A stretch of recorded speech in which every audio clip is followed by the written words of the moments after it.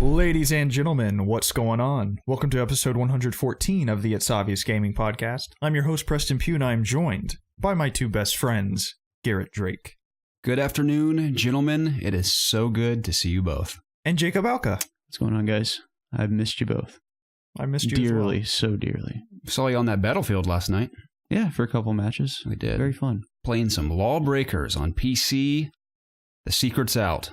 The Trinity has been formed. The three of us have officially joined what I like to describe as the quote-unquote PC Master Race, because we were having an interesting discussion regarding the PC Master Race just moments before this podcast began. We were. But it's official. We all have PCs, and that's really awesome. I copied Preston, as I do with most technological things, so I don't have to do any research. I'm like, if you're happy, I know I'll be happy. Yeah, so what do we have the same of now? The same TV? Same TV, same PC. That's not that much. We have the same handgun. We do. We have the same... It's a lot of things. Yeah, it's three things. We have the same mutual respect for barbecue. Yes. Something we have in common. So those are probably the big four there. Okay. But yeah. That's good. I'm so happy that we all have PCs now. One, because obviously there's so many games we can play together now on PC, in addition to consoles, of course. Never going to leave it behind. It's where my heart truly lies. But in this new foreign land... so many things to experience together. Plus, our streaming capabilities have just been amplified to the 10th degree. So many exciting times ahead, gentlemen. I'm pumped. Yes. That was fun last night, though. It was. Playing some LawBreakers with y'all. Preston led the team with many kills. I think he had like 25 at least. I know you've had more than that in the past, but you played a really solid match. And Jacob played... two decent ones. Jacob and I both played the support gods last night. I think we equally had 20 assists apiece. So, I was pretty much just taking all y'all's kills. I thought that was so funny. That was probably like my fifth or sixth match playing, so I don't think I'm doing too bad. How do you feel about it? It's fun. It's a cool game. It's a lot funner than I thought it would be. I like the whole gravity thing. At the end there on our last match, I used the one with the laser beam. Harrier. Yeah, and I enjoyed playing that class. I enjoyed being able to like cover whenever I wanted to. Definitely the most OP class, I think, right now. Yeah, they're... yeah, she does a lot of... Or he or she, I think it switches. Yeah, it switches. The LawBreakers. So there's Sunshine and the other one. Their ultimate is ridiculous. I saw you got a triple kill with one of them. Yeah. I was in this tiny little corridor, and I knew they were going to be spawning coming up that way. So I sat in there, and then I waited for like two of them to come. And I just popped the laser and just killed 3 or 4 of them. It was fun. Yeah. It's like an Iron Man like chest beam that just destroys people. It was like, reminds me of that Titanfall ability too, with the generic the Titan ion cannon or whatever. Yeah, super OP. Whereas I think the Vanguard, my favorite class, its ultimate is very underpeed. It is super weak. You think you're going to destroy someone when you fly at them and smash them, but it just really accomplishes nothing. The Vanguard, you kind of like shoot. It's like a Titan. What's the Titan smash ability where you shoot up in the air and you could aim and then like launch down? That's what, Fist of Havoc? Maybe? Right? I don't know. It also sounds like Doomfist. Wasn't there Overwatch? A Destiny ability? I don't know. You go up in the air and then you like hover for a couple of seconds and then you can like, there's an AoE like marker where you can hit the ground and you just smash. I don't think so. I mean, there's Fist of Havoc for the Titan in Destiny, but I thought there was an ability. I mean, the Warlocks have that ability where they put it down and ultimate. they get buffed. No, in Destiny 2. I'm talking. Yeah, I don't know. Whatever. I don't know. Care anymore. I know what you mean. Anyway, if you even I've hit people like I've run into them, I've smashed them, and like their health goes like a little bit more than halfway. Like, how is this? How is this good? I guess their thinking is, I mean, it should kill them on impact. Maybe it depends on the character. Like characters with less health, maybe it'll kill them in one hit. Yeah. Like I'm sure if maybe you hit an a assassin it'll kill. I did get the Steam achievement for getting a double kill with it. So it's not like I haven't ever gotten a kill before, but more than likely I just slightly damaged them. And then once I like regain like my like when I understand where I am again, I'm like looking around because once you do that, it's like I kind of forget where you are because the screen just goes like in, so you have to like what's the word I'm looking for? You have to like acknowledge your surroundings again, and while you're doing that, I just get shot in the back. So Yeah, that is why my player icon, my profile picture in Lawbreakers is the man getting stabbed in the back, because it's my life story in shooters, and I've never been so happy to have an emblem that exemplifies my life. So I'm glad that brings you happiness. It does, man. It brings me a lot of satisfaction. I really want to get good with the gunslinger. He's kind of tough. Man, if you can land those shots, it's over. I feel like it's just that getting that balance between the one that shoots faster and the one that just shoots the single shot. Mm-hmm. So I don't know. Yeah, on console, I wreck with that guy because obviously there's plenty of aim assist, so it's like impossible to miss in that game. But my strategy is just blasting them very quickly and then finishing them off. I would go into a battle with the shot and I would usually hit it, but then I would struggle to hit with the faster firing one for some reason. I felt like I needed to lead my shots more. Yeah, when you're on it with that character, it feels so good to play as him. Yeah. So he's one of my favorites for sure. Absolutely. I wish I was better with the assassin, with the blades, because I have some. Is he the one that has the swinging hook thing, or the grappling hook? Yeah. Okay. I've never. Sorry. I haven't tried that. Someone comment below if you just yawned when I yawned. Okay. I heard the yawns are contagious. I've heard that. Usually. I think that myth was actually busted on Mythbusters. Have you seen that episode? No. They actually did a test to see if yawns are contagious. And for the most part, they are, but it didn't work on everyone. That was fake, wasn't it? No, it wasn't. Was it not? I don't think so. I think when you think about yawning, it makes you want to yawn. What makes you yawn. I'm thinking about it now, and I can feel my body yawning is something. I can feel it coming right now. Yawning is like strangely a satisfying thing to do. Is it not? Yeah. I've gotten like a really good one where like almost break my jaw in half. I have too. It's painful. Yeah. It's satisfying though at the same time. It is. But Lawbreakers is awesome. I really hope they add more characters and some more maps. But I keep having to remind myself that it's like $30. Yeah. So that makes me forgive it a little bit more. But hopefully they'll continue to update it and stuff. Yeah, I'm sure they will. Hopefully. I mean, I haven't read this for myself, but I hear countless people saying on launch day they had just under like 3,000 people playing it. Which, if that's true, obviously that's microscopic. Yeah. I mean, I saw it was in the top 5 of Steam sellers. I'm pretty sure it's still there. Nothing's really selling right now, though. I don't know. I never had a problem finding a match. Yeah, me neither. So I'm having fun. The connection's been great too. I haven't had any lagging issues. I mean, PS4 the first couple of days was a little janky, but other than that, it's been smooth. Yeah. So I had some frame rate issues, but it was because I was downloading something at the same time. I haven't really had any with that. It's been really solid for me. No technical problems with that game for the most part. Actually, at all. I haven't had any. But yeah, I like Lawbreakers. Now, you reviewed it, so you were up pretty late last night. I was up till 7:30 in the morning. Wow. And I got up at 11:30 to meet Jacob at Tebow. Yikes. Holy crap. I'm surprised you didn't sleep in like Preston here. I almost did. Yeah. I thought, believe me, I thought about it, but I didn't. I was like, I want that bell. I didn't even think about it. I just woke up at noon and was like, oh crap, I slept through all my alarms. Which I went to bed at like 5 a.m. last night. What were you playing? Wow. Not a lot. Splinter Cell Blacklist. Okay. An oldie, but a goodie for sure. Absolutely. So Lizzie made us breakfast last night. Breakfast for dinner. Ooh. And it was really good, but it upset my tummy. So not in like a sick way. I just felt just kind of gross. So I just laid on my couch like a whale for like an hour and a half watching The Office. Oh, good call. I've been watching a ton of Office lately. I mean, I'm like, we're on the end of season 5. You're ahead of me. I think I'm on the end of 3. Okay. Yeah. I just saw the episode where, well, I don't think I'm at the end of season 5. I just saw the famous like no episode where Toby comes back. That is a classic moment. Absolutely. Oh man, the episode where Dwight starts the fire in the office. And everybody's panicking. I just watched that one. I was laughing so hard. That was the first time. Isn't that the way the episode opens and they're all panicking? Yeah, that is hilarious. Oscar's like crawling through the ceiling and like falls through. Oh my god, that episode is so freaking funny. Complete havoc. Michael Scott's like cussing. I'm ready to calm the fuck down. It's just the beat, the bleeps make it so funny. But oh man, that's a great show. But so I was watching that, and it was getting to be around like midnight, and Lizzie's like, "Let's go to bed."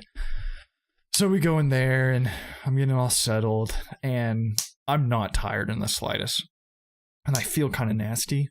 So I tell her, I was like, please don't get mad at me. I know you just want to chill and watch a show, but I really want to work out right now. Like you said that to Lizzie? Yeah. Oh, okay. It's like 1 a.m. at this point. Okay. So I'm like, I have to work out. I feel nasty. I feel like this will help me feel better. and I didn't have time to work out that day anyway, so I was just gonna do it at 1 a.m. So do you still do Insanity when you work out? Yeah. Okay. Is it the 30-minute one? Yeah. How much is that to order it online? Is it expensive? I am a Beachbody member, which it's $60. Hey, you don't look it, pal. I'm just kidding. You actually look really good. Oh, thanks. I was offended, but then you changed it. All right. Jacob has the ultimate Beachbody. Let's not kid ourselves. Yeah. I'm a member of the account. I wouldn't say I per se have the Beachbody, but I'm a member of the website. And it's $60 for every 4 or 5 months, and you just have access to everything they have. You pull it up online every time you work out? Yeah, it's like a stream. It's like Netflix. You just that's cool. Go there and just pull it up. Because I'm considering investing in that because I don't really have much of a focus when I exercise these days because it's so sporadic for me anyway that I feel like if I know I have an exact set 30 minutes each day and I know exactly what I'm going to be doing, I feel like I could stick to it a little easier. Yeah, I like it a lot. It's challenging and it's fun. I actually started something new last week called Sean Week. I'm a big fan of Sean T. He's the man. He's a keep it tight guy? Yeah, keep it tight. Yeah. So there was one thing I did on Thursday that I was getting so frustrated. The final 15 minutes was just nonstop burpees over and over. Those are the worst, man. 15 minutes straight. Those will make me puke. Yeah, I was getting frustrated because I was like, this is insane. Like, you can't expect me to do this for 15 minutes straight. And it wasn't just burpee. It was like burpees, then you pop up and like do a lunge and jump back into a burpee. It was just like variations of burpees over and over again. But yeah, it was very, very, very hard. But anyways, say the burpee is one of the best exercises. I like it a lot. But like 15 minutes of a burpee will make you go insane. I never do those. So why not, Jacob? It's just not something you do at a gym. Yeah, out in front of everyone. Just, like, stop lifting, go in the middle of the floor, start doing burpees. Everyone's trying to walk around you. I get my cardio just using other machines. Yeah, okay. Yeah. I'm trying to just get more of a toned. Whoa, man, that's incredibly disrespectful. Toned body. I feel you. So yeah, I got nothing going on for me right now, muscular wise. I'm just a stick. So I just take up space. I'm a stick bug. You're a good looking stick. I appreciate that. No problem. But anyways, so I work out. I finish that, and it's like 2 a.m. So I'm just sitting there, and I was like, I have to cool down. I can't just hop in the shower right after a workout because I just feel too hot. Let's take a cold shower. I don't like those. What? Cold showers after you work out are the best. I just like to sit. I have to just sit there and decompress for a little bit, just sweat a little bit, and then I'll hop in there. So I sat down at the computer, and then 2 hours goes by, and then it's like almost 5 a.m. Then I go take a shower. I listen to a podcast in the shower. I'm taking my sweet time. I get out. And just sometimes I love that. Just when you just let yourself live for a minute and not think I have to be doing this right now. Yeah. So I go get in bed and I roll over and Lizzie's just staring at me and she's like, "What have you been doing?" I was like, "What do you mean?" She's like, I got in bed at like midnight and you said you were just going to work out and it's been like 6 hours since then. So yeah, that's why I was late today. I imagine those conversations are a bit different when you're married versus having a girlfriend. Like, for example, when I do something, Casey wants me to be doing something else, it's like not that big of a deal. But I feel like when you're married, it's a little more of a strict situation. Is that true? Or am I just imagining things? I don't know. Maybe. What if she just is like, "I'm leaving you because you took too long to get in bed tonight"? Oh, I was too tired to really do anything. So I guess she could have left. I would have just been asleep. Yeah. But yeah, I played Splinter Cell Blacklist for like about 2 hours, maybe. Did a mission or two. Really liked that game. It was fun, and it was on Uplay. I found a key for it for like $6 or $7. So, what the heck, man? I jumped in, had some fun. That's about all I did last night. This morning technically. I'd love to join you. I would like that a lot. I loved playing through co-op on Xbox 360 with you. Yeah. We even have a Let's Play or two of that game specifically on this channel from way back in the day. We were like up in the upstairs. And the Lord knows what that is like now. I'm sure it's great. I remember that being pretty sure it got copyright claimed because you had Secret Agent Man. Oh, yeah. I mean, like 90% of our videos are copyright claimed. We have like the worst account standing ever. I remember one mission you guys kept failing. You were getting so mad. I don't remember. I think it was for the video. I don't remember. I think it was for that. I think I probably edited it out. Yeah. Because there was a point on our YouTube channel where I wasn't cutting up Let's Plays because I didn't think you were supposed to. And there's so much dead air and probably so many of our Let's Plays. And probably just things of us yelling at the screen and stuff. Can't imagine. Oh, yeah. We have so many freaking videos to go back and explore at some point. I'm kind of afraid to go back. I need to make them private. I'm just going to pretend they don't exist. Yeah. Well, this week I had a lot more time to play video games, and I was very happy about that. So many that I actually had to write a list of everything that I played. Jeez. I played a lot of LawBreakers. I think I have like 8 or 9 hours. Yeah, I saw that you played a lot of LawBreakers. Yeah, I have 8 or 9 hours clocked in on Steam, I saw. A lot of Fallout 4. I have like 8 hours plugged in on that. I love Fallout 4. I know it gets a lot of hate, but that game is so fun, and I'm thoroughly enjoying my like 4th playthrough. We're going to throw some mods in there. Any mods? Well, that's all I would do if I played that again. I like getting the Steam achievements. Oh my gosh. Come on. I'm just playing through vanilla right now. It's fun. I'm sure it's still great. Just running. I know this is such a I'm so used to console, but just running through the city of Boston with no frame rate hiccups is just so much fun. I can believe it. That was one of my biggest issues with it on PS4 was the frame drops for sure. Then I got Skyrim for like $3 on one of the key sites or whatever. And I can't play that game again. Yeah, you feel the same way about that as I do about Witcher. But I started that up for a little bit, and it was fine. I played Skyrim a ton, so it's like whatever. I got Deus Ex Mankind Divided, one of my favorite games this generation. I think you may have mentioned that once or twice. Yeah, once or twice. I think we did a giveaway as well. Oh, yeah, I forgot about that. Edgar won it, didn't he? I think so. Yeah, I'm pretty sure Edgar, it's fine. I don't think Edgar liked that game. Did he not? No. Well, you can send it back, Edgar. It's okay. I don't. But seriously. I love this game, and I'm not going to go into it again because there's like several podcasts of me gushing over this game, but it's like it was critically received well. I don't think it sold well at all, being as I'm pretty sure this team's making the next Tomb Raider. I think so. Shadow of the Tomb Raider. They're the ones making it. Is it Eidos Montreal? Is that who it is? I think so. I don't remember. Yeah, I think I forgot who's making that and who's making the Avengers games. I don't know, but I know they're not making Deus Ex, as we know, which is very depressing. So I just have to play this one over and over again. But I really, really, really like it. I played some Overwatch, of course, on the PC, and that was a lot of fun. Then I played some PUBG. I'm so excited to play that. Yeah, it's really fun. The last match I played, I finally got into a little bit of a swing of things. I made it in the top 10. I think it was like 9. Isn't there 100 people at spawn? Yeah. Okay. Yeah. Well, the match I was in, there was like 92. But I made it in the top 10, and I got 6 kills.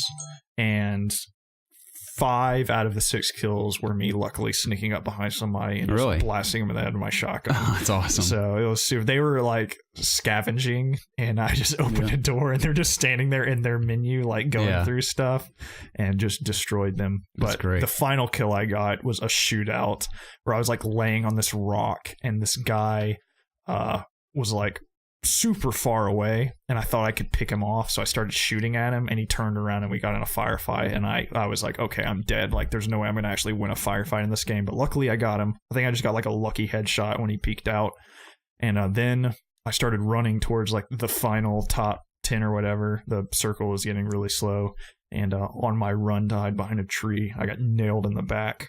So I probably should have been a little bit more cautious, but it was a lot of fun, very exhilarating, very stressful. Like, my heart was beating hardcore once I got in the top 10, and I had already gotten all these lucky kills. So I was like, holy crap, like, I could win this thing. And then I got nailed, but a whole lot of fun. I can't wait till all 3 of us play that together. Yeah, it'll be freaking awesome. Very, very fun game. And then to cap it, I played a little bit of Black Desert Online, and I really, really like the combat of that game. But I kind of looked at a beginner's guide, and some guy, I forgot who he was talking about it. He said that you don't really get a lot of new armor in this game. You'll like have the same armor from like level 20 to 50 or 60, and you're just upgrading it. And that turned me off big time. I know it shouldn't. That might be stupid, but I love constantly getting new armor and new gear and stuff, and that doesn't seem that's like a main proponent of this game, and that kind of turned me off to it a little bit. What a shame. You were so excited. I know. I mean, it's cool. It's a cool game. The combat is really fun. It's like combo based. Like, you're not even using hotkeys. Like, you're like if you hold shift and click the mouse, you're doing something, then shift and E, you do something, and then like space and something, you do something. So you're like memorizing these combos. So you're not like hitting 1, 2, 3, or 4 like on other MMOs. So that's really fun. And the graphics are really cool. And the character creation's awesome. I was going to ask, how much time did you spend creating your character? Lot. Yeah. I had a really cool looking ninja. Nice. So, and the classes look awesome too. Like the ninja, his starting gear looks really cool. Like you're not running around with like a ladle and like a trash can as a shield like in other MMOs. So that was fun, but I don't know. I've been stuck with this same gear for a while, and then I hear that you stick with it, you just upgrade it with these gems over time. So like I said, that kind of turned me off. If I'm wrong, or if this guy's wrong, please let me know down below if you actually do, or if you are consistently getting new gear and stuff, because that'll definitely keep me going. But I kind of got sidetracked on the whole MMO thing with Guild Wars 2. I booted that up again. I saw some people on our Discord talking about the new expansion coming out, and that they were playing through it, and I remembered it. I bought it like forever ago for my crappy PC, and I enjoyed it quite a bit even on that thing. So I know it's like free to play right now, or at least the first part of it is. So I downloaded it, and it's a lot of fun. Like it's really, really, really fun. I really enjoy the combat, and I enjoy the world. It's so happy. I really like the jumping puzzles in that game. Yeah, I remember. I haven't got into any of those yet in this playthrough. They're very fun. I'm about 3 hours into this playthrough. I'm playing as a guardian, and I like him a lot. He's got like healing abilities, but he's also kind of tanky. Gotcha. But I'm actually reading the story, and the story isn't very complicated, which I like a lot. And the world is just super happy. Like the graphics are really colorful and fun. Remind me what game you're talking about? Guild Wars 2. Okay, I zoned out there for a second. It's okay. But and then the soundtrack as well is, I don't know if I already stated this, but it sounds like the Elder Scrolls kind of just has the same vibe.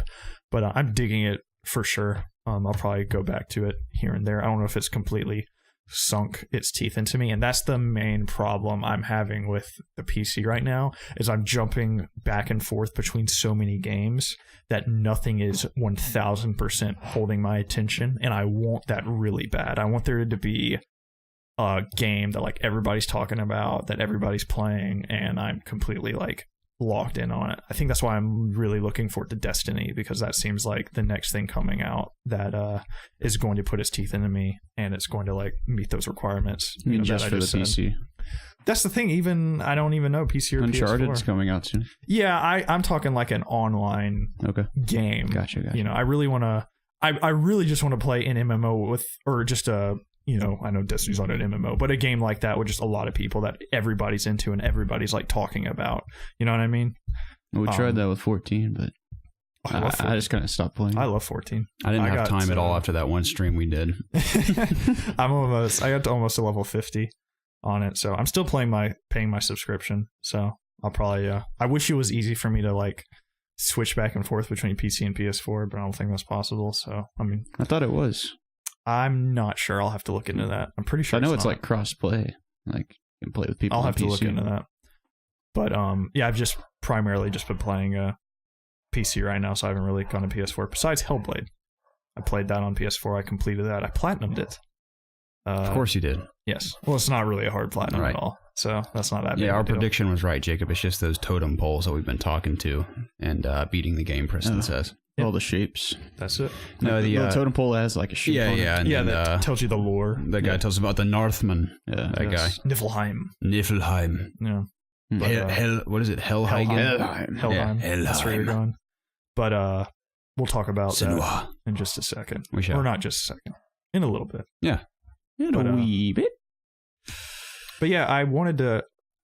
I know Destiny's coming out. Me and Jacob talked about this a little bit, but I kind of did want to ask you guys right now, what are your plans with Destiny? Are you thinking about it getting on a 100% PC? PS4 for me. Yeah. Mm-hmm. 100% both.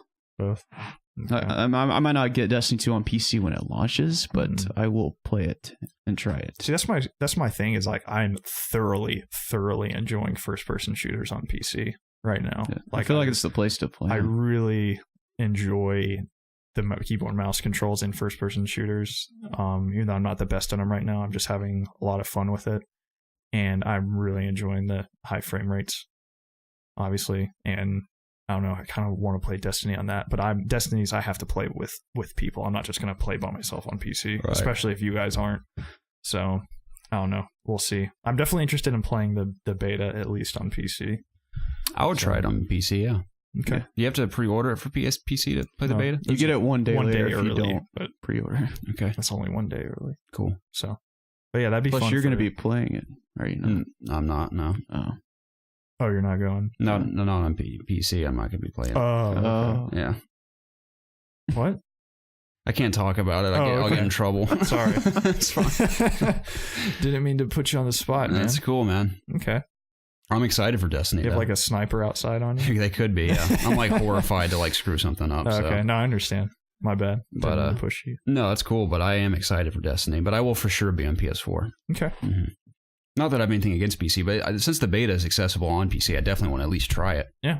So I would like for us to at least go through a strike together. We didn't even get to do that on console. Mm-hmm. So that would be fun. But anyways, I've talked far too long about myself. You play a lot of things. It's fine. This is the end of episode 114. Everyone, thanks for joining us. Yes, it's all about Preston's week. Just kidding, man. I love listening to your week. Because my week's never interesting anymore at all. Okay. So it seems like you guys have way cooler experiences than I do. Well, what'd you do? Especially you and Jerry, man. Holy crap. Yeah. Jerry was your previous homeowner. Yeah. But nothing about him. You ever figure out your neighbor's name who talks about Jerry? We call him... Lizzie calls him like Larry, I think. Okay. Larry and Jerry. I don't know why. She said he just looks like a Larry. It sounds like a Larry, too. Yeah, Larry, Jerry. Lost or Hidden Lovers. It could be. Yeah. Absolutely. Garrett, how was your week? It was pretty good. Okay. Uneventful as usual. Just worked on stuff and went to school. I played some games as well, of course. I picked up the PC, obviously. That was exciting. And I exclusively played LawBreakers and Quake Champions. Really liking Quake Champions. Obviously, I've been talking about that for a while, how excited I was to try it. And it's just as fun as I imagined it would be. I'm still really getting used to it. I mean, I haven't sucked entirely. I mean, I certainly haven't come in first place at all. Mm-hmm. But I haven't been at the bottom of the leaderboards either in matches. I'm about in the middle every match. But obviously, it's incredibly fast-paced. Way faster than Doom on PS4. Mm-hmm. See, that's hard for me to believe because Doom is so quick. And Doom's quick, but Quake's way faster. And I don't even know if I want to touch it now. Yeah, it's intense, but super fun. I really like it. I mean, I still have a ton of learning to do as far as the DPS of certain weapons and which weapons I should use in certain scenarios and the map layouts and everything. I'm still just like running around like a chicken with his head cut off half the time, just hoping to shoot at something I see. So I'm still learning all the maps, but experiencing the game on PC has been awesome and really enjoying that one. Now, is that class based? Do you pick a weapon or class? It's character based. Okay. You can spawn with either a submachine gun or a shotgun. Now it's not like the super shotgun. I mean, you can pick up like a super shotgun like in Doom, but it's like a dinky little shotgun you start with, or a submachine gun. It's really just about running around the map and picking up weapons as quickly as possible because they're scattered all over the place. Like there's a lightning gun, of course. There's like a sniper rifle, and the rockets are the deadliest by far. I get killed with rockets more than anything else. There's quad damage, there's shields, health. It's a lot like Doom in that sense. Okay. But just quicker, and it's all about your mobility, not obviously your mobility, but your momentum as well. Like people are, I realize I watch pros play it a lot. They hop everywhere, and they literally have it to where you can hold down spacebar to hop, and you will just bunny hop everywhere you go. And when you get in a groove, you're just like bouncing across the entire map. And it's amazing how well laid out and designed the maps are. It's like there's these floating platforms in certain areas that if you're like bouncing at the correct momentum, you'll just not even have to try to like land on each one. You'll just naturally land on each platform and keep going. So especially with a high mouse sensitivity, just like turning instantly 180 corners and like going up a staircase and everything is really cool. So I'm excited for you guys to try that with me. Yeah, I'm excited to play. Yeah, but all the characters, it's interesting because I heard originally people like hardcore Quake players from back in the day. Now, I dabbled very temporarily in Quake back in the day on PC when we were dabbling in Unreal Tournament just out of curiosity, but not enough to really grasp like what it was all about back in the day. But as far as veteran Quake players have said that Quake Champions, originally people were like, oh, why are there character classes and they all have different varying levels of health and they all have a super ability and stuff. Very, again, Overwatch inspired. There's loot boxes in the game as well. I mean, I feel, who started the loot box thing? Was it Overwatch that really like brought that into the mainstream? Or was it someone else? Like Call of Duty, maybe? Did Overwatch do loot boxes before Call of Duty? No. No? They did it? No. I don't think so. I don't remember loot boxes being in Call of Duty until Black Ops 3. I'll do a little research on this. Anyway. I think they were in... The first time I saw they were in Advanced Warfare. Yeah. Advanced Warfare was the first time I saw it. Oh, interesting. Okay. Because they had all those different variants of like epic, legendary. Obviously, that's prevalent in practically every shooter. Even Infinite Warfare has character classes that have different super abilities and stuff. So that's like a really popular thing. So that's in Quake too. But in my experience, it really hasn't altered the core gameplay that much, where it's literally just about strafing and bouncing around and killing people as quickly as possible and picking up the power weapons before everyone else does. I think Overwatch was like the first to do it, just strictly cosmetic, maybe. I don't know. Apparently, Team Fortress 2 is doing it in 2008. Okay. I don't know. There's a lot. There's a giant Reddit discussion. I used to play that a lot in the Orange Box and 360. I thought that game was so fun. I would pick that up for fun and play that. I'm sure people still play Team Fortress 2. I imagine they do. A little bit. So I know a lot of people like that play Overwatch came from that. Like that play competitively. I don't know. Overwatch is the first game, as far as like I know, where like loot boxes was a big thing. So. Or the first game that I actually cared about that had. Yeah, I think that's why I think like, oh, it was Overwatch because that's the most popular one, of course. But yeah, Quake, all the characters have different abilities. Like the one I've been rolling with recently has been this guy with like a mohawk who has a healing ability where if my health is real low, I can just instantly heal myself all the way to the top, which is nice.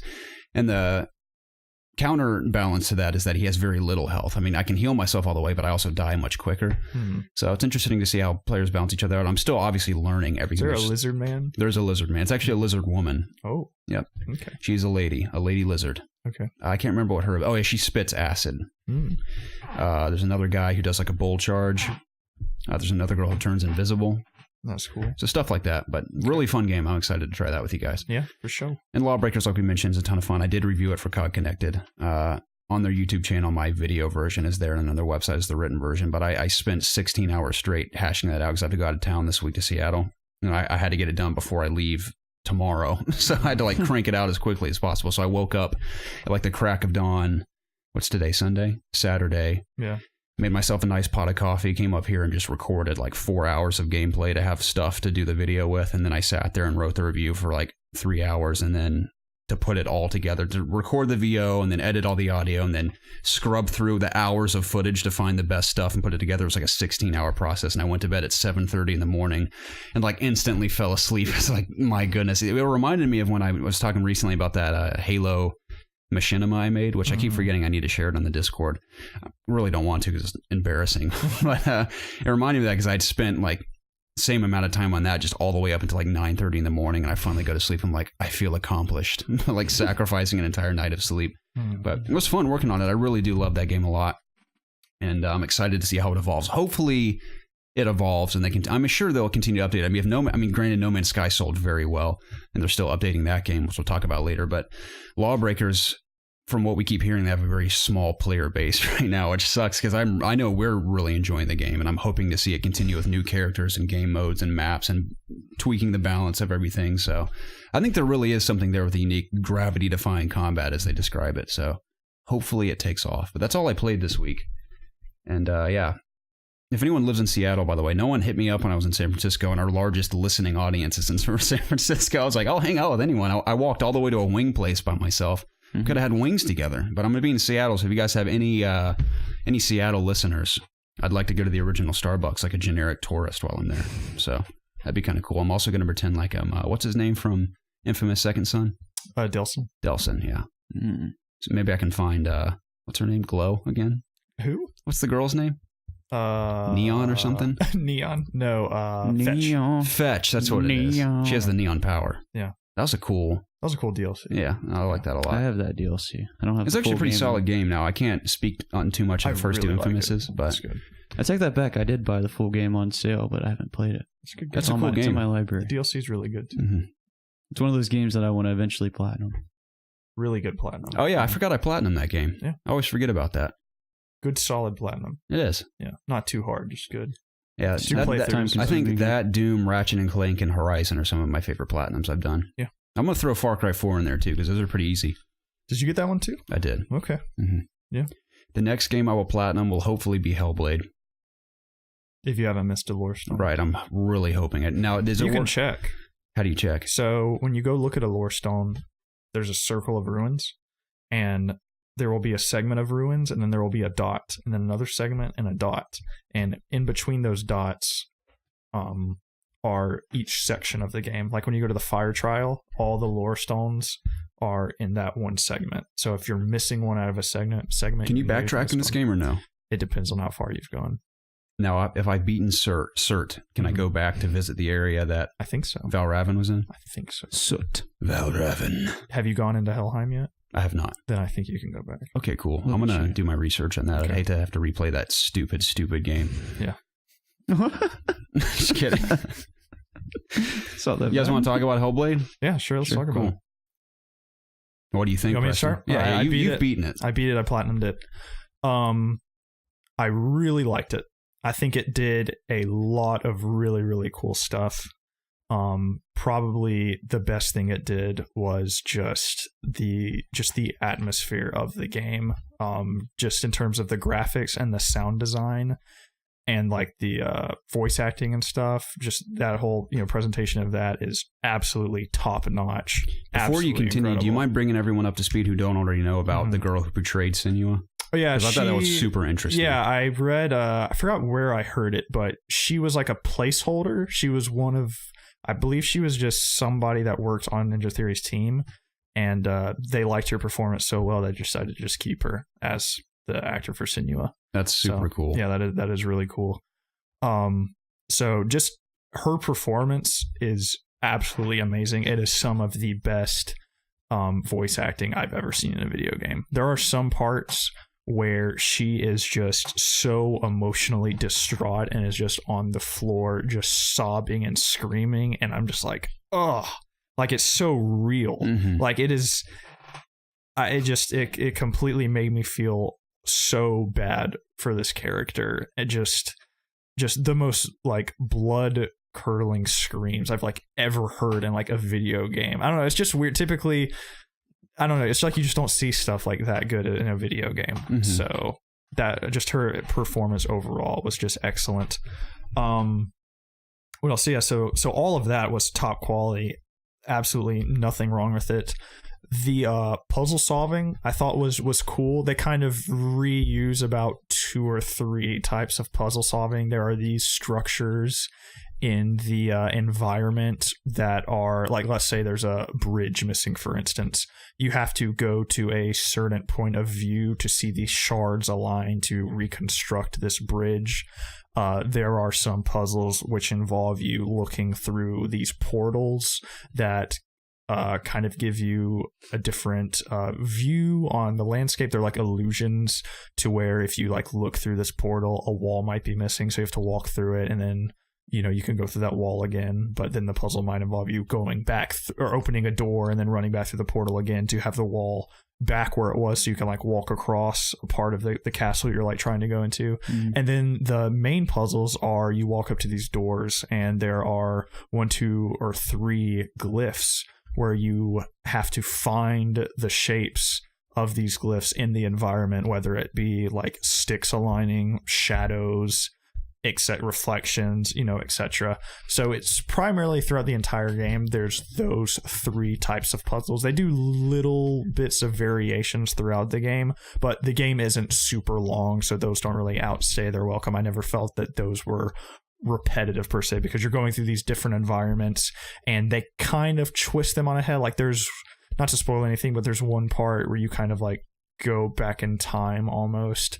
It kind of puts like, it's essentially the same thing as like going through those illusion portals, but it like instead of just pieces of the map are changing, the entire world is changing. So there's kind of like little variations of that. And then there's one part of the game that stands out that has to do with you're doing these same puzzles, but there's like a light and dark mechanic that really reminded me of the movie Darkness Falls, and it was the Tooth Fairy, right? Yeah, and it was really scary. Like I was freaking out and screaming when I was doing those puzzles. So that was really, really fun, and that segment concluded with a really, really cool boss fight, and I think this game does boss fights very well. Unfortunately, there's only 3 in this game. All 3 are very fun. One is reused towards the end, but overall these 3 boss fights are really cool, and as far as combat goes, they stand out because I think this combat system in this game is definitely suited for 1-on-1 or at most like 1-on-3. Probably my main problem with this game was the combat towards the end of the game. It throws way too many enemies at you, and the combat isn't very hard. So it's not like you're getting frustrated because you're dying constantly. It just became a little frustrating because, like, towards the end of the game, you'll be thrown in a room and 3 guys will come up. You kill those 3 guys. 3 more will spawn. You kill them. 3 more will spawn. You kill them. 3 more will spawn. You kill them. 3 more will spawn. You kill them.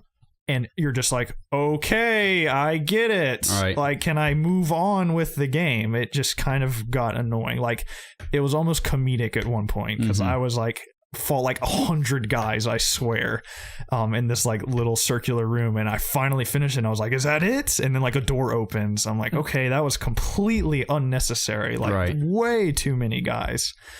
So that was my biggest annoyance from the game. There's a part of the game where for about 2 hours there's no combat whatsoever, and that was one of my favorite parts of the game, because the environments you were going through and the puzzles that you were solving were super, super awesome, and I was completely invested in Senua's story, like figuring out what is going on. And in terms of the story, I think it ended very well. Of course, I have questions about what was going on, and with this game having to do with mental illness, I had questions about like what actually happened, blah blah blah. So this is definitely a game that you'll probably go online after and see other people's views on what they think happened, and it might give you more insight on, you know, what could have been going on and stuff. But I think overall, I was very, satisfied with my purchase. I definitely think it's a memorable game that it's only been a day since I beat it, but I was thinking about it today on the way over here, so I knew we'd be talking about it. But when I was looking back on it, a majority of just excluding the combat problems, it was all positive. So I would like for a Ninja Theory to kind of elaborate on this. I'd love to see a sequel or something like this, in the future. I definitely like this world that they made. So that's all I really have to say about it. Excellent. Yeah, I mean, if you guys have seen part 1 and 2 of our full walkthrough on YouTube, Jake and I have been playing through it. We've just beaten Cert. And that's right where we're at. We have not had any more time to play it. And I have to apologize. I'll go ahead and say this now. We probably... Yeah, in fact, we will not have any content on the YouTube channel aside from this podcast this week, with the exception of you guys potentially streaming at some point on your new fancy PCs, hopefully, to fill up the space of the week whenever you have time. But we won't have any Let's Plays this week, unfortunately, because I'll be out of town. I did not have any time at all to edit this weekend. We have another episode of Super Hot coming in as soon as I can get to it, and it was so funny because Jacob and I both play in this episode, and it was quite hysterical the way things play out. Yeah, but that game is so much fun, dude. I forgot how fun, because I'd taken a break from it for a while, but jumping back into it was an absolute blast. But yeah, Hellblade's been cool. I don't have much to add to what you said, but I really enjoy the combat as well. And I can already imagine what that's going to be like fighting all those guys you described. Because we have been in one area where we fought a lot of guys. I mean, by no means was it that many, but we definitely fought quite a few waves where I was starting to think, like, this is like a little excessive. It's not really spoilery, but there is one boss fight that we were talking about, the illusion, where you kind of think like, wow, this is going a little bit long. Yeah. It's like that on steroids. Okay. Towards the end of the game. So... yeah, I don't know Exciting. why. It's like I said, they take the combat away from you for about 2 hours. So it's like, okay, we're sorry we took that away from you. Let's now make up for it. Yeah, we're going to give you so much now that you're going to want to, not want to do this anymore. But yeah, that's really the only fault I can come up with. Besides that, I thoroughly enjoyed that. If you're wanting like another Ninja Theory, like Devil May Cry, like super hack and slash game, this definitely is not the game for you. The combat is fun and stuff, but it's for the most part fairly basic. There are some like combos that they don't teach you. Like I found this really cool combo if you're like light heavy, light heavy, light heavy, like go back and forth. You'll do like a backstab and then you'll like pull it out of them and do like this flip and hit them. So there's like cool combos that you can figure out. I didn't even know you could kick until the end of the game, which is how you beat the shield enemies. So like I was having to use the focus move to take these shield guys out the entire time until I figured out you could even kick. So It's not like the most basic thing, but it's definitely not, complicated. So it just feels very cool. Yeah, that's the thing. Like we were saying, I've played countless melee sword games, like between Assassin's Creed and Shadow of Mordor and stuff like that. This game just feels so heavy and intense when you're in sword fights. That's what I love about it. I love just blocking an attack or countering attack. It feels so cool. So really into the combat mostly, and of course the story is very interesting, like you mentioned. So I'm just excited to find out more. Yeah. As we progress. I'm not looking forward to that ending combat section, though. It's like... I'm going to let you play that part, Jacob. No. I'm going to let you take over having not played at all. It's like I said, it's not hard or the worst. It's just you end up getting so invested in the story. You just want to know what's happening. And that's just kind of like prolonging, your progression. So I don't know. I might be exaggerating a little bit, but not really. I don't know. You might, if you like the combat a lot, then you might actually like those parts. But maybe I'll love it, Preston. Maybe. I was more like, yeah, I understand the combat. It's not hard. Blah, blah, blah. I just want to know what happens at the end of this game. So excellent. But yeah, that's all I have to say. Jacob, what'd you play this week? Oh, we're going back to that. Yeah, I don't even think I ever mentioned it. It's super hot. This is a quote from Jacob. VR's a gimmick. You know that, right? I didn't say you know that, right? I think he did. No, I just said. You were joking, but still. Yeah, I did not enjoy it. I mean, it was. You did not enjoy it? It was fun. It's a cool experience. It's because he was getting killed a lot. Yeah, I was getting frustrated. I was starting several levels. Yeah, I told him, I was like, Jacob, this is going to be a rude awakening for you because you have no idea going into it. Yeah, it conditions you as you progress. I got very thrown into the wolves. Very impatient. Okay, because I kept failing over and over again. And then I came in and did all my Neo moves again. And I was covered in sweat from just playing the game. Yeah, I was just. I literally had to take over mid video. There's a trophy for it says burn 1,000 calories. Yeah, yeah. That's one of the trophies. Awesome. How do you get that trophy? I guess you burn 1,000 calories. I don't know how it knows that, but I don't think it knows. It's probably just just play it for a certain amount of time.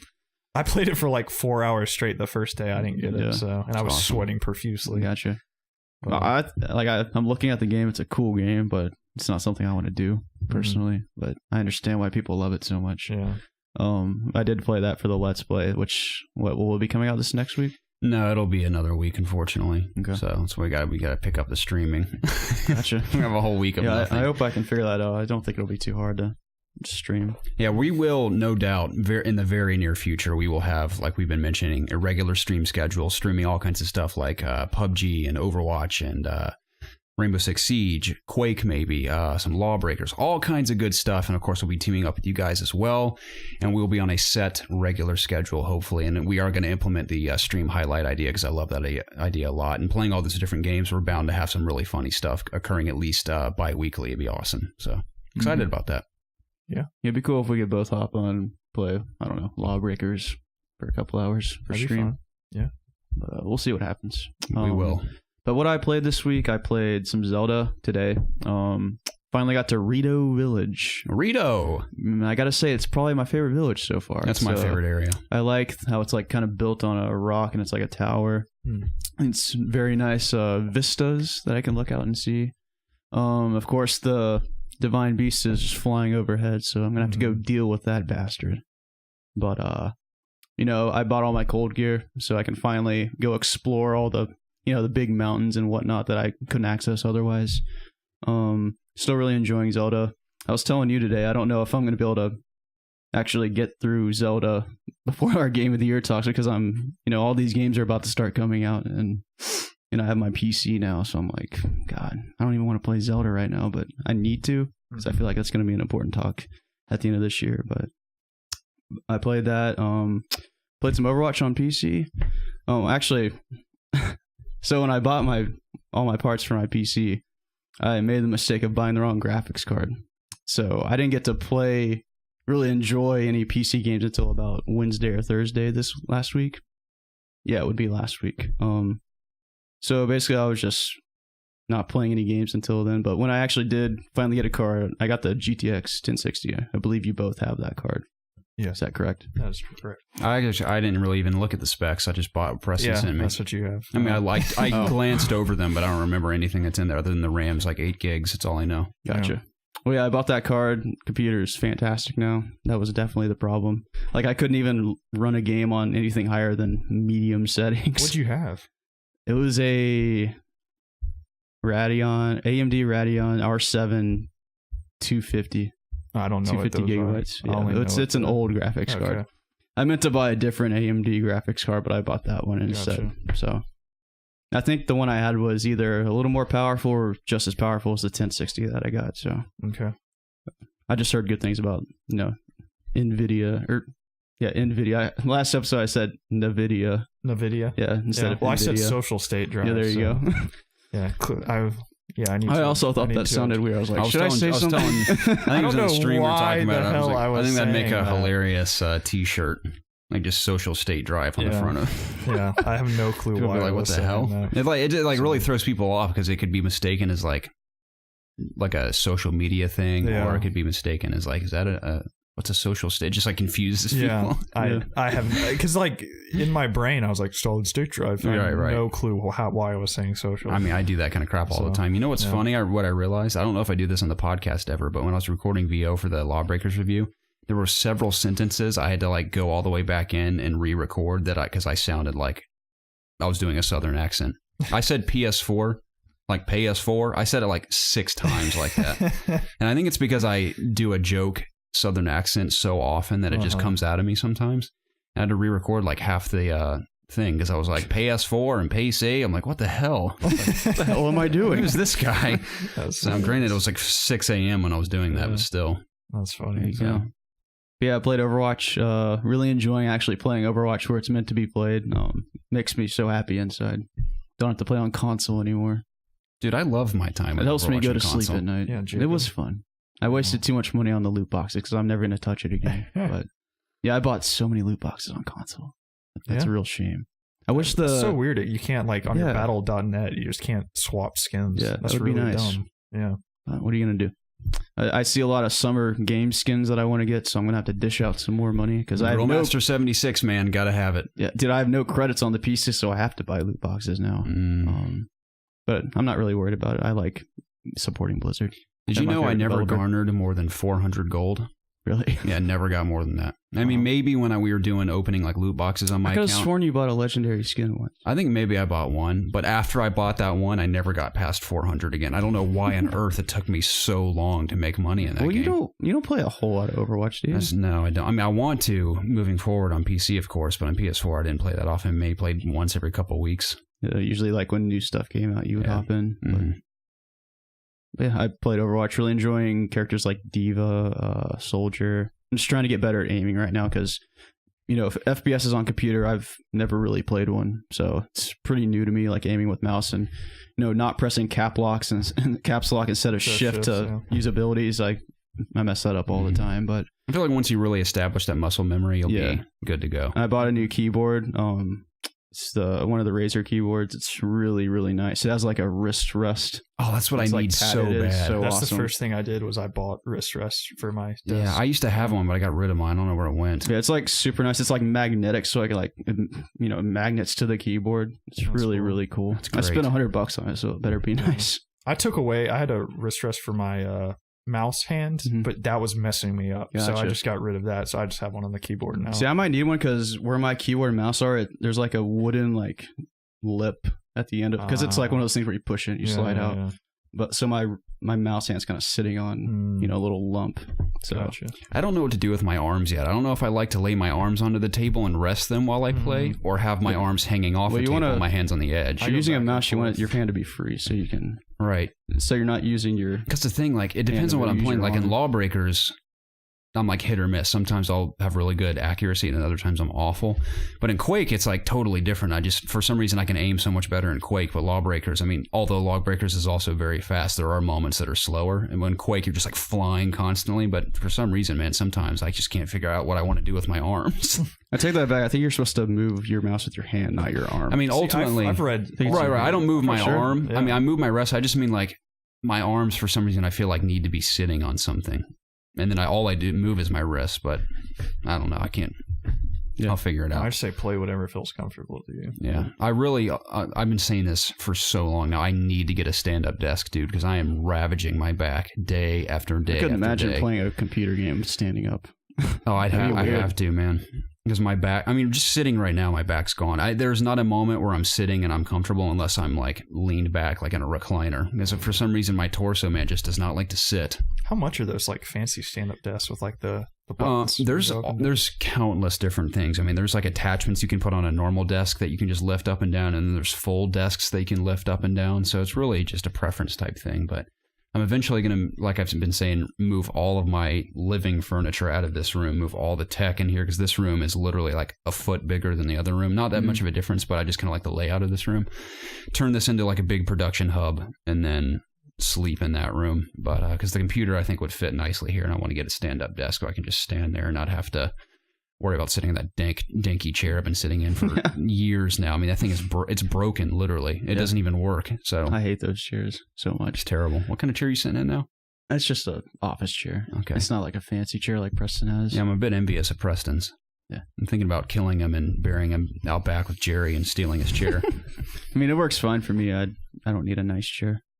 Just something to sit in. It's good for me. But like I said, really enjoying Overwatch. Played a little bit of LawBreakers. Probably played less than 10 matches. We talked about it earlier, but it's very fun. Enjoy the gravity-based movement. Like I said, really enjoying the laser-based class. The gunslinger's really fun. And that's pretty much all I played this week. Nice. It's a good week. Here, this is my problem with the whole PC thing right now. Because now y'all are just talking about chairs. I got the chair. So my mindset is on, I know I want a new mouse. I want to get an MMO mouse. I want the number buttons on the side. Get a Naga. Get a what? Razer Naga. Okay. I'll get something like that. I kind of want a new... It has 12 buttons on the side. Ooh. That's what I have. It's okay. Nice. I've been looking at some. I don't recommend it for like an FPS though. Why? Just because, I don't know, I feel like less buttons is... Or there's better mouses out there that have less buttons that are more economically placed on the mouse that are better. Okay. Well, I at least want an MMO mouse for sure. So I want one of those. I think I want a new keyboard. I mean, I actually like the keyboard that I have quite a bit. I think it feels good. Like just pushing down the things feels great. But I would like an LED one to where I can kind of see better in the dark, see the keys. Mm-hmm. So I'd like that. Oh yeah, my keyboard literally like just has lights everywhere. Yeah, it's like changing colors when I pick heroes in Overwatch. It's That's really cool. Now my LEDs that I put on my desk helps with that because I can definitely see the keyboard a lot better. But I would also like my keys to light up red as well. I think that'd be freaking awesome. Hey, there's like a whole app for the keyboard where you can like make it a set color. You can make it. You can put like a flame setting on it where it just flames like orange, red, and yellow everywhere. That's awesome. Cool. There's a bunch of stuff like that. Yeah. Okay. I want something like that. Then I also want a new case, and then I also want a new graphics card, and then I want a new. I want a lot. I just want it's dry. I know there's so much stuff, and I don't need it right now. Like what I have right now plays everything that I want to play, and the only thing really in the foreseeable future that I really want to play on this probably is like Destiny, and I'm like well over the recommended specs for that game for sure.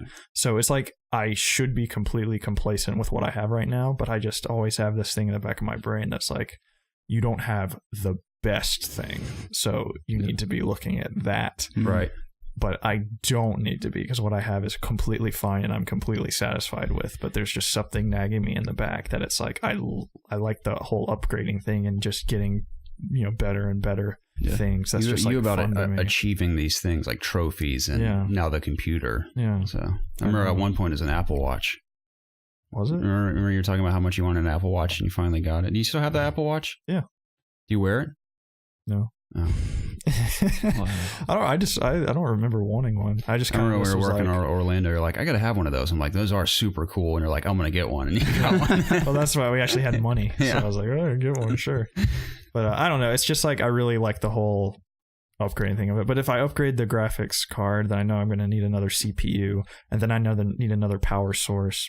I'm like totally satisfied with what I have right now. Oh, I am too. I can play everything I want to play. I only have a 1080p monitor as well, so it's not like I'm trying to put out like 4K stuff. Like everything in 1080p at 60 frames, which is what I'm able to play completely fine, looks great.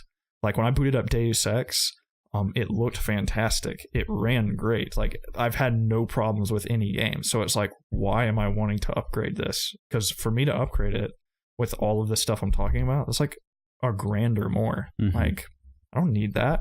As if I was going to get something, I guess another mouse and keyboard and stuff, that's way more, beneficial to me than like, well, I don't want to say beneficial, but like it's way more affordable right now, than just dropping another $1,000 on something that I just got. That'd pretty much be making the money I spent on this PC for nothing. Yeah. Mm-hmm. So yeah, I have to get that. I have to get out of that mindset big time. It's interesting. We all kind of have one thing that we sort of need. Jacob has the killer keyboard. You have the nice chair, and I have a really good headset. So we just need to have a fight to the death, and one. I have a really good headset. Do you? Yeah. Okay. The Astro A50s. Oh yeah, they're really good. I forgot you had those. My free headset should be coming next year, hopefully. Yeah. I said it was going to take like 7 days to process before they send it to me, so I'm sure it's going to take. Are we talking about Destiny 2 at all today?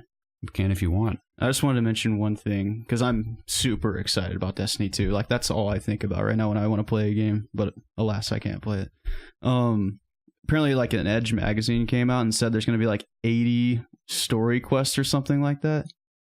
And then they said like this, like they played through the whole game. And they're like, the story looks like the story's good. And it's incredible. Like it's actually a story. It's not like the original Destiny. And that alone got me super excited to play Destiny 2. I just want to know if you guys are still hyped to play it or... No, of course. I'm pumped. Absolutely pumped. Yeah. I really want to play it on computer, though. I do, too. But it's like, I have to play it on PlayStation. I also, like, I don't know, we have our clan on PS4. It's just like, I don't know. Yeah. I hope a lot of people in our clan will come play Destiny 2 with us. Yeah. And it's always open. I went on to their website. You have to change it from a group to a clan for Destiny 2. I went and did that for our clan. Yeah. It's Obvious Gaming, right? Yes. We are good to go. Cool. Awesome. Also known as the Space Boys. Yeah. I think you can still join it if anyone's interested in or playing Space Destiny 2 with us. If you're a gal, you can be a Space gal. Yep. It started as just 3 boys, then it went to Space Boys, and then it's Obvious Gaming. Nice. It's been through a long journey of names. Let us know in the comments what you guys are playing. Just 3 boys, man. It really was just 3 boys in the beginning, wasn't it? Yep. Yeah. Cool, man. It's kind of heartwarming to think about that now. It's not. It's no longer just 3 boys. It's not. You guys want to get into your news? It's just 3 idiots. Yeah, let's do it. That's what it should have been. This is the It's Obvious Gaming podcast, the show where my 2 best friends and I get together every single week to discuss video games, obviously. You can find all of our content, including the video version of this podcast, over at youtube.com/ItsObviousGaming. And if YouTube isn't good for you or you'd like to take us on the go, you can find this podcast weekly on iTunes, Google Play, Audio Boom, Spotify, and other podcasting services. Please check the description down below for links to our timestamps to skip throughout the podcast, our social media accounts, PlayStation community, Discord channel, and other means to connect with us. If you haven't done so already, please subscribe to the channel and be sure to like and comment down below to get involved with the It's Obvious community. Doing so helps us out tremendously, and we would forever be in your debt. With all that out of the way, hey man, what's the news? Dudes, Overwatch Deathmatch, it's a thing. And we have PC and we can play in the PTR now. How cool is that? Whoa! I haven't played Deathmatch yet. Actually, none of us have. No. How do you feel about this idea, though? I've seen a ton of gameplay. Yeah, it looks awesome. It does. I'm interesting, and people are asking really solid questions. Now, I'm sure some of these may have been addressed since the last time I checked, but someone was like, in Deathmatch, what's the point of Mercy and Ana's ultimate? Yeah. It accomplishes nothing. See, I heard what's the point of playing as them at all? When Jeff put that developer, or not just Jeff, but when the Blizzard team put their developer update, dude, his updates are the best things ever. Yeah, I know. I love them. I get so happy excited when I see them. Yeah. What was I gonna say? I don't know what I was gonna say. Here at the Overwatch team, we never said we were gonna do Deathmatch, but now we're gonna do Deathmatch. Oh, we're talking about Mercy. Is that a good impression of Jeff? Yeah, is this my water or your water? That one belongs to me. Okay. Yours is probably on the floor, crinkled up somewhere. Probably. He was saying in the team deathmatch, Mercy's ultimate's going to be really useful. Oh, I bet, yeah. Because, it's your whole team. Mm-hmm. But that's a good point. I don't know if they're going to change her resurrect for that mode in particular. Yeah. Will she not be playable? I don't know. I don't know anything about it. It is interesting. Yeah. I wonder. I mean, obviously they've asked themselves those questions. Yeah. I mean, it'll just be like, well, screw it. Just don't play as them in Deathmatch. Why would you pick her anyways? She sucks killing people. That's a good point. Yeah. I mean, her pistol in certain situations, if you're accurate, can be pretty deadly. But against the bigger characters, definitely I could see her not even being pickable in just regular Deathmatch. Mm-hmm. Maybe she's like the heavy hitters. Yeah. I mean, I guess you could pick her, but nobody's going to pick her. Yeah. I don't know. We haven't been on the PTR. We don't know what's there. So yeah. That's so cool that we can. It's something that I want to do this week. I feel like totally legit, dude. It's so sick. No, I love the addition of deathmatch and team deathmatch. I think it's actually welcome. I know a lot of people are saying like, oh no, now everyone's just going to play that and not want to play the objective modes. But I think Overwatch at its core will always be about those objective modes. But I think it's cool that you can just jump in and mess around in deathmatch. And me personally, when I play shooters, I always love a good objective. Now, of course, I go through moods where I just want to shoot people, but I love having a really solid objective. That's what I love about LawBreakers, especially. Those game modes are a ton of fun and they're very varied as well. So I think it's cool. I'm very excited to try it for myself. Yeah, I think what I'm most excited about is the map. Map looks really cool. It does. Is it just one map? Yep. It's a mansion in France. I think it's Widowmaker's mansion. That's awesome. Yeah. It's very cool. And it's like, it's all dark now because it's abandoned, apparently, because she's some covert agent now. She doesn't need it. Wow. At least I think it's abandoned. I don't know. I haven't seen the map. She's got a great skin in the summer games. Oh yeah, the beach one, I guess. Yeah, it's great. Whatever you want to call it. Wow, perv. She looks great. She's a good-looking woman. She is. She's purple. So is McCree, man. He's a good-looking man. What does his belt mean? SAMF? Well, it usually says Banff. Yeah, I know, but what does the S mean? Sandy ass mother effer. Sandy. Yeah, Probably. You think that's what it is? Probably, yeah. That'd be my first guess. All right. I gotta have Grillmaster 76 though. It's amazing. You have to fork out some money, more than likely, unless you get extremely lucky. Yeah. Oh well. Because you don't have any of the regular legendaries either. You're starting fresh. Yeah, you're right. So if I even can afford that game in the next 10 years of my life, I have no idea when I can afford a $60 Overwatch game. You can buy it's 40. Oh, that's right. Yeah. Still, that's a lot of money for me right now. I sold my PS4 version to GameStop. Gave me like $25 for it. Oh, that's not bad. So I could get 20-ish for Overwatch, 7 for Gears 4. That's like all I have to sell. Yeah. Okay, I'm going to sell my Switch, my Vita. Yeah. I'm going to sell my laptop, and then I'll pick up Overwatch and PC. There you go. Good idea. That seems like a really solid plan. Yeah, I agree. Cool. Horizon Zero Dawn's Frozen Wilds DLC's officially slated for November 7th of this year. It's exciting. I'm pumped, man. I literally, exciting. Obviously I'm not going to be playing Assassin's Creed at the end of October or whatever, but totally waiting for Horizon, man. I'm very excited to get back into that world. That gameplay is so wonderful, just reflecting on it, man. Oh my goodness, I love it. Yes. So very excited to experience this. Any predictions? About what? About just like the narrative of There's going to be rainbow water. I have no clue. So we're going into the Frozen Wilds. We will no doubt see, I think we've even seen it in the trailer, new robotic creatures. There's one big scary boss creature there too. So pumped. But what could she be doing there? Maybe I need to analyze the trailer a bit more. It's probably... that gets into spoilery obviously they can't do anything with, what's his name, Silas? That's his name, right? I don't remember. The guy that kind of like guides you through the game. Oh, okay. Zavala. Yeah. Yeah. Yeah, I think his name's Silas. Yeah. And so they can't do anything with him.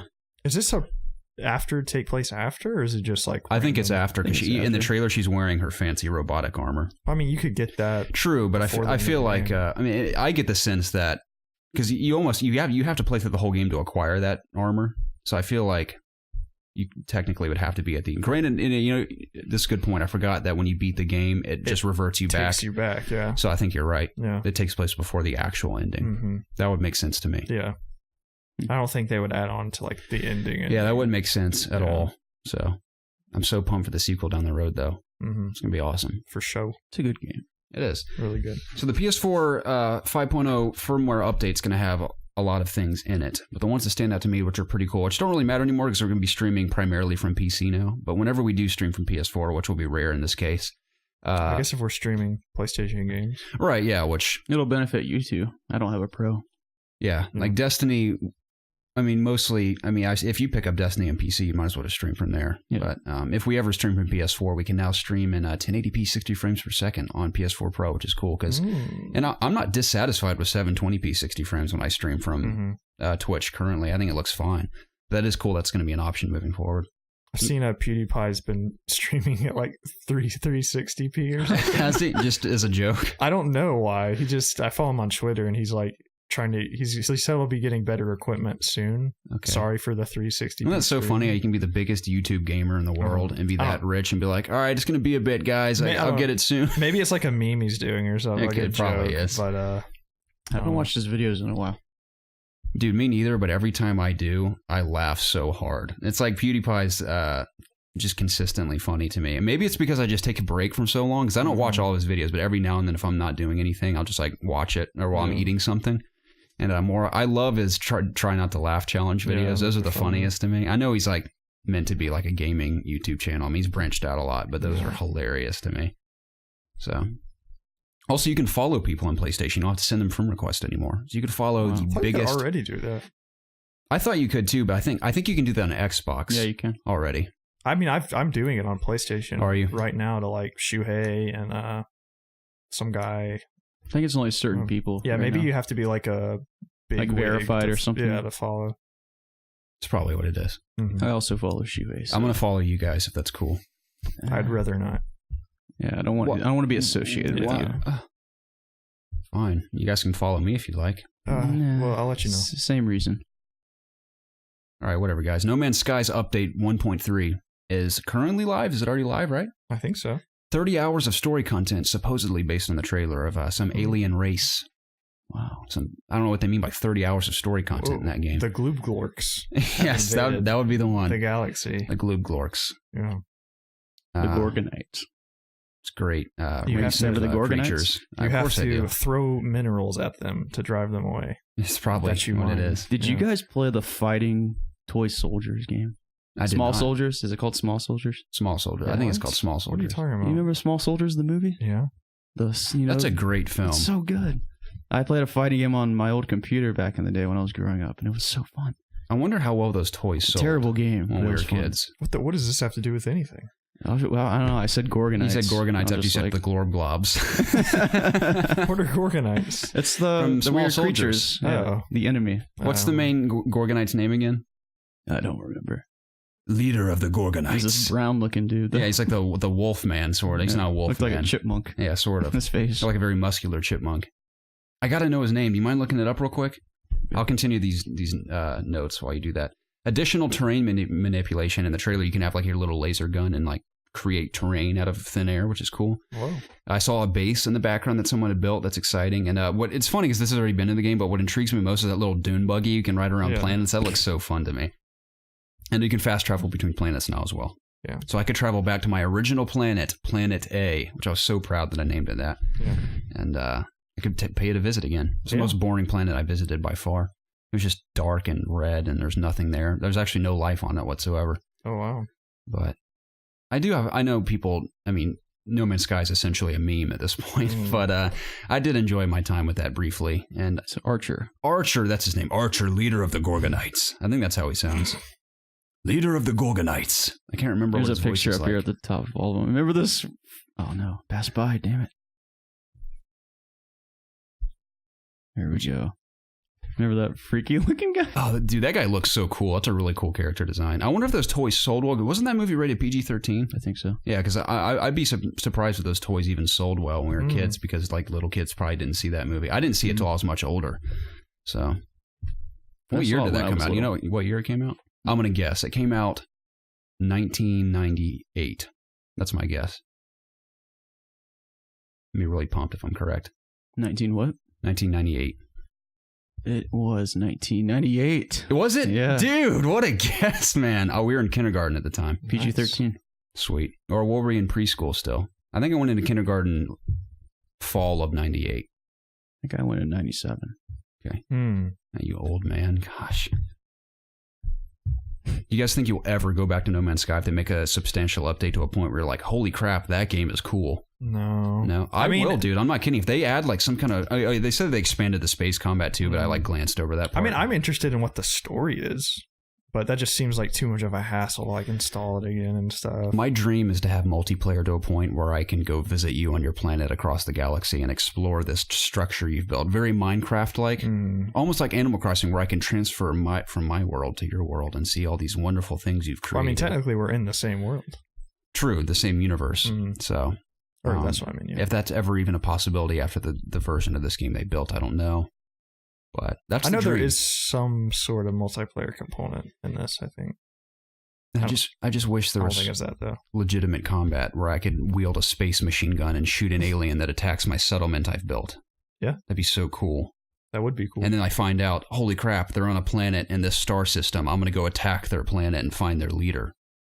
So I start fantasizing too much. My mind will go on a tangent. I'll dream about the game that'll never exist in No Man's Sky. I still think that's one of the coolest titles I've ever heard. No Man's Sky. That sounds awesome. I think that'd make an amazing band name. I think Hellblade would make an amazing like black metal band name. So many cool things would make good band names. I'm going to stop looking around my room. Like, there's got to be something else in here that sounds cool. But every now and then I'll think of a title that would make a great band name. Okay. Good for you, man. Guys, that's all the news. Nothing happened this week. We have a crap ton of community questions, though. Oh, that's fantastic. Speaking of which, I goofed big time because Kyle's question was supposed to lead us into our Hellblade discussion, but I'm going to read it anyway because it's still relevant to other topics. But to all of you who sent us community questions this past week and even before then, thank you so much for doing so. I was skimming through our Discord channel. I mean, I got all the ones on email and Facebook and elsewhere where you guys have sent them. But on Discord especially, you guys sent just incredible questions this week. And it was actually legitimately hard for us to choose which ones we were going to use for this episode. But we have additional ones for Ask IOG and shows in the future. So thank you so much for all of you who continue to take time out of your days to send us questions. We always get super excited about them, and they're all very varied and interesting to discuss. So thank you for doing so. If you want to send us a question for either this show or Ask IOG, you can reach us in one of three places. You can email us at ItsObviousGaming@gmail.com, reach us on our Discord channel in the Ask IOG section, or on Twitter, at @obvious_gaming.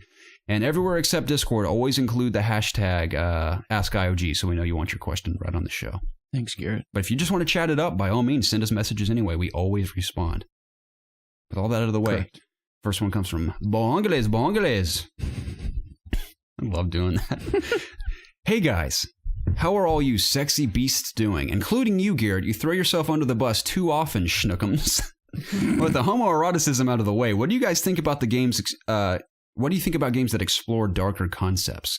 With Hellblade out and discussing illness, even most Silent Hill games explored terror in an unconventional method, with not just monsters that are scary, but monsters built from the main character's fears. Do you guys like these subtle psychological genres, or would you prefer straight run-of-the-mill guy that saves the girl stories? For example, I really enjoyed The Last of Us and thought the story was masterfully crafted, but isn't anything we haven't seen before with the whole parent-child connection? In post-apocalyptic times. I can't read, I'm so tired.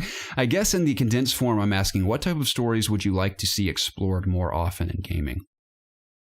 Now, you were going on about how much you enjoy Hellblade's psychological aspect and the story of this character. And I think you did mention you want to see more of what they can do with that world.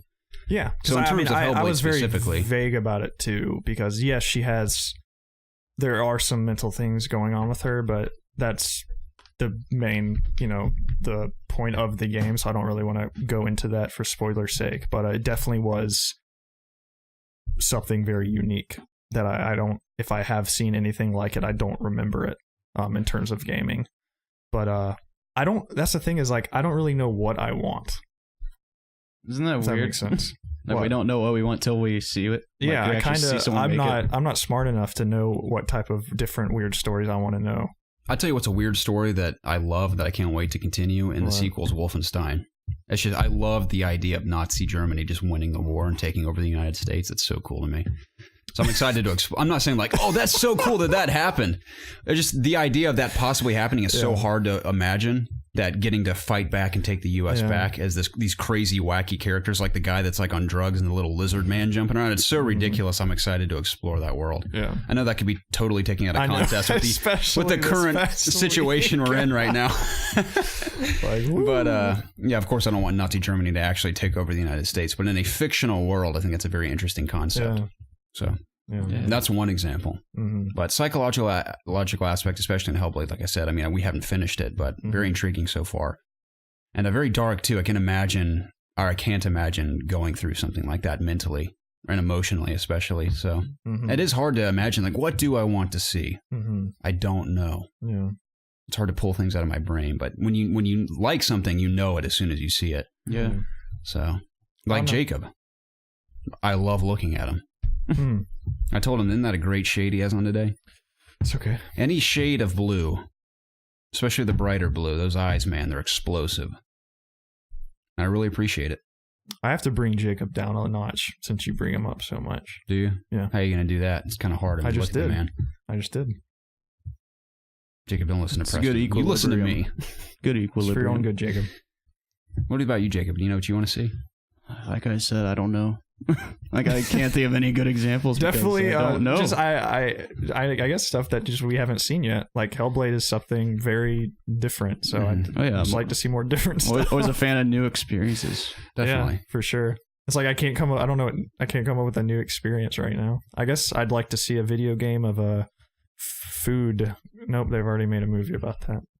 I was essentially going to pitch Food Fight, but in the game sense. I want to continue to see Not new Food Fight. What's Sausage ideas Party? for VR, obviously. I want to see that field develop. I thought it's just a gimmick, man. It is. It needs to become not a gimmick, you know? Bastard. No, I'm all for that too. We're talking about stories, though. I'm excited to try Delta Farce or whatever that game's called coming out. Delta Farce. Is it a supermassive game? It's like it's not Delta Farce. Something. Delta 1 or something? Is it? It's Delta something. Oh, I don't know. Delta Farce, man. Oh my gosh. What a great movie. I fell asleep watching that movie. The only 2 movies I've ever fallen asleep in the theater, and I never fall asleep in theaters, but I was so bored. Actually, 3. Delta Farce, Robin Hood with Russell Crowe, and Jack Ryan Shadow Recruit with the guy from Wonder Woman. Did you see that? Mm-hmm. So my parents were like, I don't know, it was just a weekend where we didn't have anything going on. We're like, let's just go see this. Why not? And that movie effing was so boring, man. Holy crap, I've never been so bored. I mean, I have no investment in Jack Ryan. I didn't watch the original Jack Ryan movies. I think it's based off a series of books as well. But it was supposed to be like a continuation of, I think it was Harrison Ford who played him back in the day. Maybe it was someone else.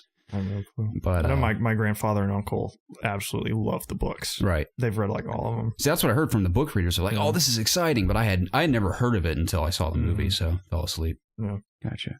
I have no idea where that came from. But Kyle, thank you for your question. I'm all for exploring darker concepts by all means.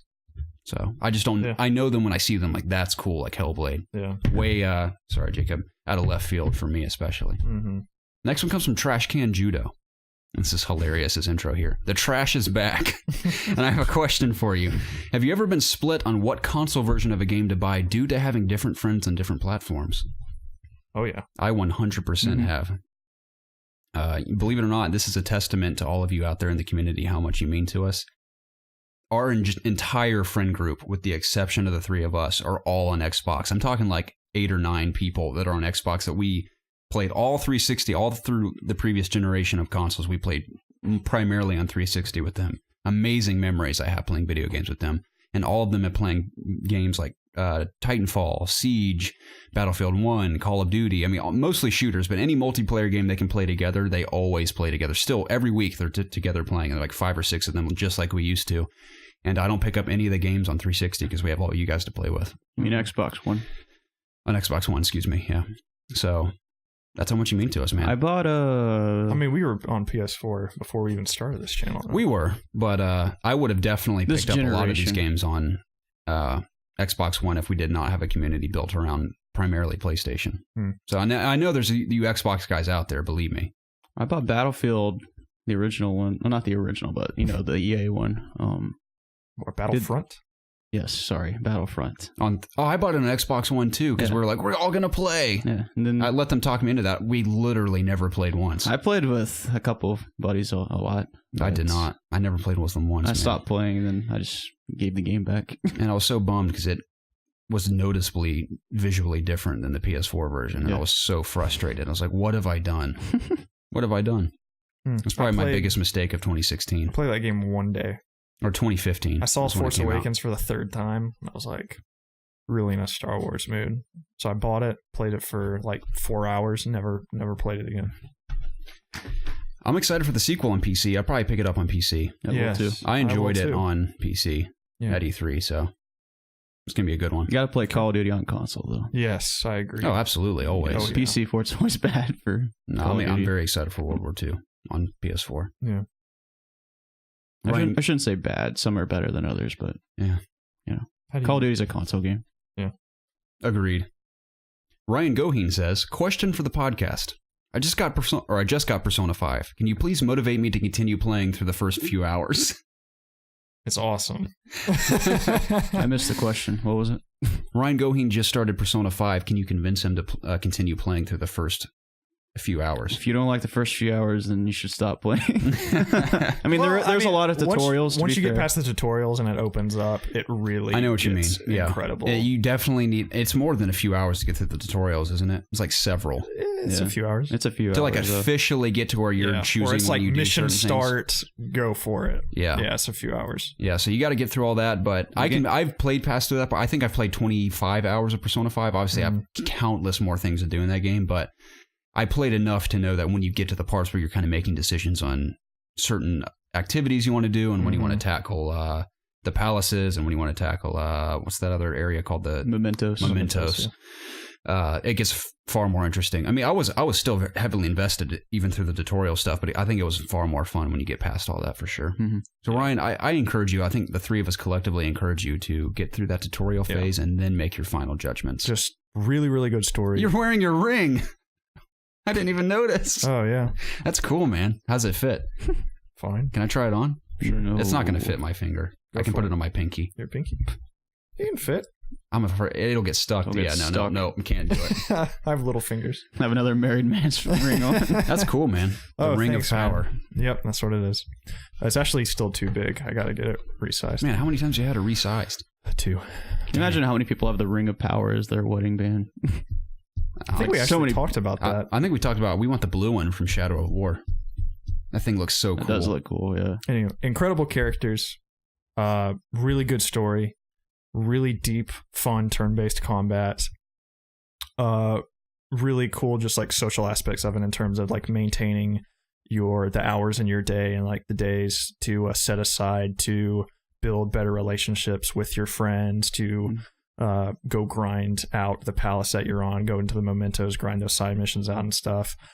So the first couple of hours don't really reflect on what the entire game is. So then again, I don't want you to like waste hours of your life on a game if you're not invested in it, because I was completely invested even in the first couple of hours of this game. So if what I'm telling you in terms of managing your time and just really fun, rewarding turn-based combat and stuff, and building relationships with several really great characters, if that isn't really enticing to you, then yeah, this game definitely isn't for you. And to do it for around 100 hours on one playthrough, if that doesn't turn you on, then this probably isn't the game for you. Yep. But the relationships are like the best part of the game, in my opinion. Yeah. And the turn-based, is it turn-based combat? I guess it's just the combat. I didn't know if that was the right phrase. I was having a brain fart, but the combat's cool too. Yeah, dude. Even when I just turn on my PlayStation, my background is Persona theme with the I think it's called I forgot what the name of the theme is. I have the soundtrack. So the protagonist theme. Is it the lyrical version of the Nighttime in Japan? Which one is that? You had to buy it. It's the one with the main character on the theme. Okay. Yeah. But it has that music that plays when you walk into school, I think. Okay. Just that everyday music. That whole soundtrack. Yeah, the whole soundtrack's freaking awesome, but just my particular soundtrack, or the song that comes up when I turn my PlayStation, it just reminds me of the game and just good memories. Was it you who sent me the live performance of those two girls and like the keyboards? Yeah. That was so awesome, dude. Holy crap. Performing the entire soundtrack is incredible. Yeah. I still have the soundtrack in my CD player, and I'll turn it on every now and then. Nice. It's great.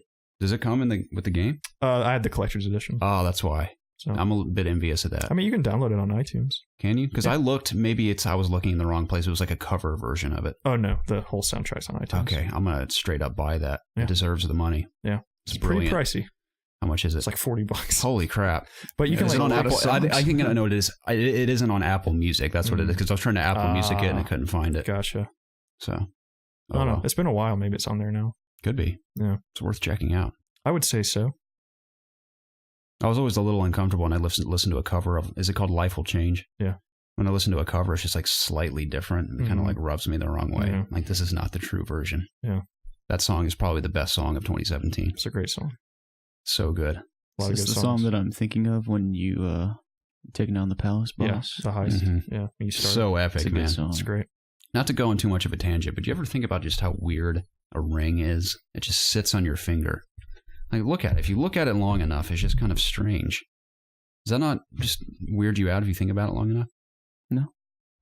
Just jewelry in general. Sometimes when I really think hard about it, I'm like, that's kind of weird. It's to mark social status. I guess.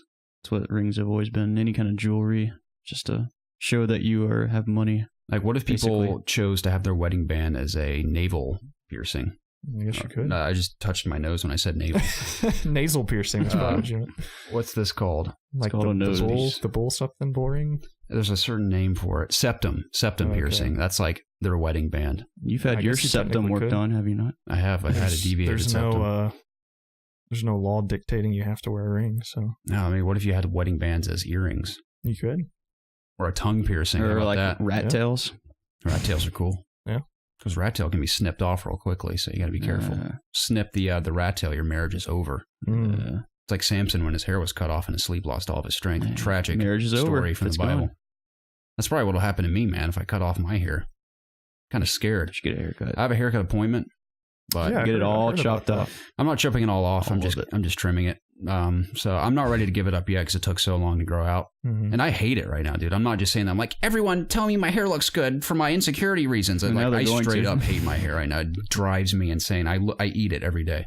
If it's not tied up like a samurai, I eat it. So it's very uncomfortable. It gets in my face, especially in the summer. It's very hot. And I couldn't imagine. I'm going to trim it back to above my shoulder length. You should do a bob. I was thinking about it. Up to here. That'd be great. So I had to go through that phase. It was a nightmare. It's because of that phase I reflect on the pain I had to go through to get to this stage. Not physical pain, but just mental pain. Like, am I going to keep this or not? And it's funny because Zach and I, for years, were like, we're going to grow our hair out long. I'd always get halfway there and Zach would quit on me. And I'm like, well, I look like an idiot now, so I have to cut mine. And it took him moving away for me to finally grow my hair out. I'm proud of myself for doing so. But again, took so long to get here. I can't just... It's like reaching the finish line and then immediately turning back and going home. I'd say you're past the finish line. Oh, I definitely passed the finish line, but I need to appreciate the fact that the journey that took me to get to that finish line, I need to do the Rocky dance in the finish line for at least a year and be like, all right, now I can head back to short hair town. I swear you've had long hair forever. I've been growing it out since we started the YouTube channel. I literally weeks before we started the YouTube channel, I've been growing it out. You can see the progress of my hair throughout the history of our YouTube channel. Look at that. And especially if you go back to the very first video. But I've only trimmed it once since then to shape it up a little bit because it's out of control now too. But it was all misshaped and everything when I was first growing it. So I got to keep it a little while longer. I will probably go short hair again this time, unless I go crazy and do it sooner than this. Maybe next summer, maybe like a year from now. So it'll be a phase of my life that I'll be proud that I made it to this point. Excellent. Chief Beef says, "Hey guys, how's it going?" Hi. Well, good. How are you? He'll let us know. Okay. I'm doing well as well, Chief Beef. Thank you for asking. Which gaming heroes / protagonists have you come across that, upon reflection, aren't also heroic / good? For example, The Last of Us Joel isn't a saint in the ending of the game when you think about it. What are your thoughts? Yeah. Is Geralt a hero? I'd say so. I think for the most part he is. Yeah. You gotta be careful not to look around too much here. That is an interesting question. I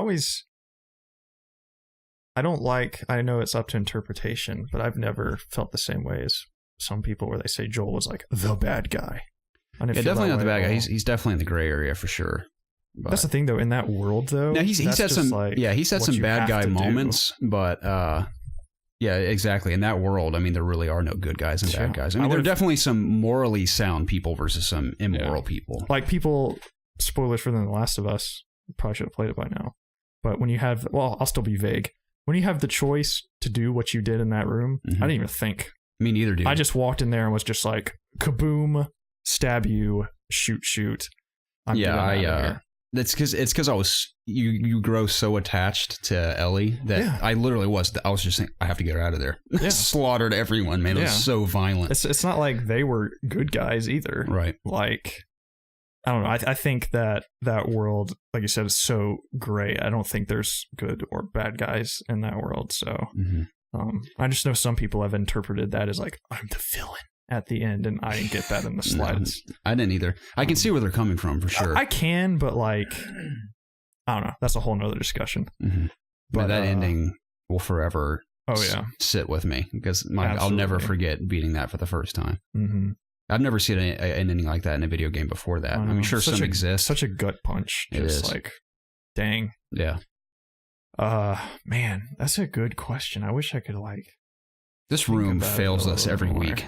I don't know. That's like I off the top of my head, I can't really think. Yeah, like these kind of questions are ones I need to think about. I never have. I guess Nathan Drake, is he really that? What good? about Heisenberg, Walter White? That's not a video game. Yeah, this is gaming. Never mind. What about Nathan Drake? Is he really that good of a guy? He's killed like thousands of guys. Granted, they're shooting. Yes. I mean, they're shooting at him. Mass serial killer. Yeah. I mean, I don't know. It's all out of self-defense, kind of. I mean, he's walked up on some guys and snapped their neck before they shoot at him first. You think about how funny that is. When you really think about it, it's like, my goodness. Yeah, he needs that treasure. Like, right? I have all these treasures, all these wonderful memories, but I've killed so many. How does a man just go home with his wife and just sit there after both of them have murdered? Like, holy crap! It's so crazy. So many people. Man, I love Uncharted 4. It's like, I can't wait for they should Legacy. After Uncharted 4 have them sitting there and like the authorities like knock on the door and they're like arresting them. What have we done? They're like, sir, you've killed an entire population. You've killed a small country. Like, you think you could just walk away from this? Oh man, I'm so pumped for Lost Legacy. How much property you've destroyed? I don't know. I think that one. I guess you could like look into almost any guy and kind of like make him bad. Maybe.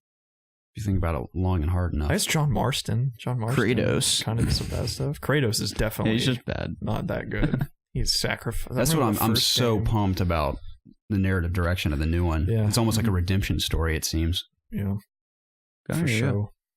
I've said for show a lot this podcast. That was at least my fourth time.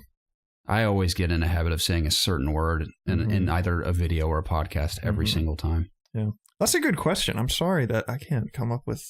Are we heroes or are we anti-heroes? Are we? I like to think we're heroes. That's not for us to decide. Have you guys ever done anything that would be deemed heroic? Heroic? Yeah. I don't think I have ever done anything heroic in my life. I saved an old lady from walking in front of a car once. Did you? Yeah. She was just going to walk, and I was like, whoa. And I grabbed her by the arm. Body slammer. Not today, Grandma. When I was at work one time, me and my coworkers, this one lady was completely delusional, and she was asking where the hospital was, and she was like out of her mind. So we like made her follow us to the hospital, and we like walked her inside. I did that. But I was like a part of a group of people that did it, so I don't know if that was heroic, really. One gentleman, a homeless man in Atlanta, I was walking down the street once. I had a full bag of Chips Ahoy cookies in my backpack, unopened. I hadn't opened them. Oh, wow. And he's like, "Hey, Sonny, I'm just so hungry. Do you have anything I could eat?" I was like, "Actually, this is your hero's tale." no, this gets hilarious. So I open my backpack and I'm like, "Sir, I actually have just what you're looking for." I pull out a like big smile on my face, a giant ass bag of Chips Ahoy cookies, and I hand it over to him unopened. He's like, "Son, I don't need that shit. I need vegetables." I was like, "Well, what the hell, old man? You want to starve?" It's like, fine. Give it a whole thing. And I ate my own damn cookies. It's the last time I offer a bag of cookies to someone. Like carrots or something. Yeah. You give it? Like I have a celery. Just out of my bag, a whole giant stick of broccoli. Corn on the cobs. I do. So, wow. I tried. Yeah. Didn't work out so well. Casey said she tried to give a homeless guy something. He threw a bottle at her recently. Homeless people don't want your help in Atlanta, apparently. I've bought, I was at Popeyes one time and I bought a guy some food. Yeah. I don't know if that's heroic. Is he the same guy that asked you for dessert afterwards? Yeah. No, that was at a Checkers. Okay. Bought a guy a burger and he was like, "How about some dessert?" I was like, no. Don't push your cards, sir. Don't push your luck, pal. I don't know. I wouldn't consider that heroic by any means. I'm trying to think. I swear I've like done something before and I was like, "Whoa, that was close." Yeah, I think to somebody else, but I don't know. I can't think of anything. Yeah, I can't remember. We could do a whole Ask IOG episode about the meanest things we've done in our lives. I bet I've done some mean things. So I want to say make us out as villains. Things that when I was a kid, I'm not saying that. Things that when I was a kid that I didn't realize were mean until years later. I was like, "Damn, I was so cruel to some people. I didn't even realize it." I don't know if I've done anything like that. And by cruel, I thought I was playing like a silly joke, but in reality, it like really hurt their feelings. So, guess I'm an anti-hero. Your dad saved my life. No, you almost fell off a mountain. Yeah, it caught me. In Oregon. Yeah. I don't know if I would have died, but I definitely would have. You might have just slid to the edge. Yeah. I don't know. As a kid, I was like, oh! I thought my life was going to end. Yeah. But I might have, at the worst, got a bad bruise, maybe. I think that'd be a fun family trip for us both our families to go back to Oregon. Yeah, just years later. The same place, cabin. Ride our bikes over that hump in front of it. Yeah, that'd be cool. BMX styles, like 6 inches off the ground, like catching some sweet air, man. Hell yeah. I can't think of any more heroes and anti-heroes. I hate to say it. Nope. Thank you, Chief B, for your question. Yeah. Rowan says, if the three of you made a game under the IOG brand, what genre would it be? Card game. With all our faces on the cards, dude. What does that accomplish? It'd be like... What kind of card would Jacob be? Jacob would be like a tank type card. You'd deal a lot of damage. You would have like in Hearthstone, you would have like 12 health and like 16 damage. Preston would be... It's a really powerful card. Preston would boost other cards. You'd be like a skill card of some sort. You could either give him additional health or damage, or like cast spells onto characters that give them additional abilities. I don't like being a healer. No. I feel like you would really. That makes sense. Sorry, that's what you're stuck with. You're the trophy guy. I don't know if that matters. You want to earn things, so you would. What kind of card would Preston be? Why am I still touching your shoulder? It feels so good, man. I'm the thief. I could be a stealer of goods. Okay. I guess, maybe. Don't bring Thief's name into this in vain, Preston. Sorry. My bad. My bad. Was Geralt really all that good? Was he a good guy? Steal a lot of stuff. You can steal a lot of stuff. He did. He stole a lot of stuff in random houses that were probably from people. You mean Garrett? Oh, is it Geralt? Yeah, Garrett. That's what I meant. Yeah. I always forget. He's not that good. I'm named after the thief guy. How badass is that? Yeah. He has stolen a lot of stuff. Like I said, random houses. People that are out there working for their families, and we just sneak into their house and steal their goblets off their... the game's called Thief. There's not necessarily anything good about a thief. Nathan Drake. I mean, the overall story, you're like trying to... I don't remember the story, which that is really bad on my end for me to forget the best game of all time story. Mm-hmm. I think if we were going to make a game, it'd be a Harry Potter game, hands down. It'd be the Harry Potter MMO. We don't have the licensing. Well, we would get it, Preston. We would buy that shit. I still think I'd I prefer a really in-depth, detailed RPG over an MMO in Harry Potter, personally. Yeah. I heard somebody actually stole our idea on a podcast I was listening to. They listened to our podcast first. I think so. It was like a big... I think it might have been IGN, one of their podcasts, but they were talking about a Harry Potter RPG MMO thing. And I was like, you totally stole our idea. We've been preaching about that for years. And even before we started this podcast, we thought about that. Yeah, and they made a good point. Like, that ship has sailed. Oh, definitely. That ship has sailed a long time ago. It's so sad. It's very sad. The only thing we can get is some guy on Steam to put up some like early access game in the vein of it, like something different. Then we get taken down because it's Harry Potter. Well, no, not Harry Potter. It would just clearly be heavily inspired by it. Almost even look like it, but Harry Potter is nowhere to be found. Yeah. Harry Hotter. Something like that. Yeah. I think ours would be some sort of RPG action. Yeah, we would have to do an RPG for show. Mm-hmm. Shit! Why am I doing this? Yeah, I'd make the sickest ATV racing game. Do I really? Yeah, just all the time. No, I don't. You do. Do I really? Yeah. Not enough to where I notice it. I notice it. I swear this is the only podcast. Don't feel bad. Like, there are a million things I say that I repeat. Well, I know, too. I think that my biggest crime is saying like too much, and I feel like that is something our generation has been tainted with, is by saying like after everything. Speak for yourself, pal. I hate it so much. I'm not saying. I say like a lot. I say like a lot, but when you listen to other people talk, they say it as well, and I just think it's just plagued our age. Too late for us now. Yeah, it scares me. Dude. That word does haunt me. Yeah. Not that, because I don't notice it either when I listen to people talk, unless someone points it out, and then I'm like, oh. Because when I listen back to us talk, I hear, like, I pick up on me saying it a ton, and it drives me crazy. But then they're going to drive everyone else crazy listening to it. They're not going to unhear it now. Well, at least this is at the end of the podcast. So, but I mean, now that I'm thinking back to what I've said so far, I can't remember saying like one time, but then I'll listen to it, and I'm saying it like every other word. So I don't know. I just need to think about it more, but then when I'm thinking about it more, I can't talk. as well. Yeah. So I have no clue how to get out of this rut I'm in. So, I mean, I haven't said it in the past couple of paragraphs, I don't think. No. So, maybe I'm getting better. Maybe. What are we talking about? Talking about what kind of band, not band. I've had to poop since we started the podcast. What kind of game we would make under the IOG brand? Oh, yeah. I think RPG. Yeah. For sure. Would it be... See, I said for sure that time. Like a medieval RPG or a modern, like cyberpunk I would want to style? make a fantasy RPG. Yeah, I'd like fantasy. That's my favorite. I would want combat like Shadow of Mordor, for sure. Okay. Because I think that combat's outstanding.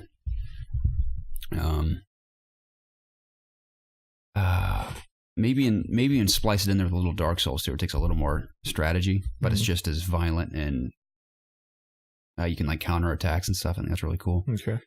A lot of loot. Oh, of course. A lot of loot. I mean, loot to the point where you're like kind of pissed off about it because there's like so many options that you know what to do with yourself. Like customization to the point where you can edit how many pores are on someone's nose. That's how in depth it goes. How many whiskers? I don't want that much.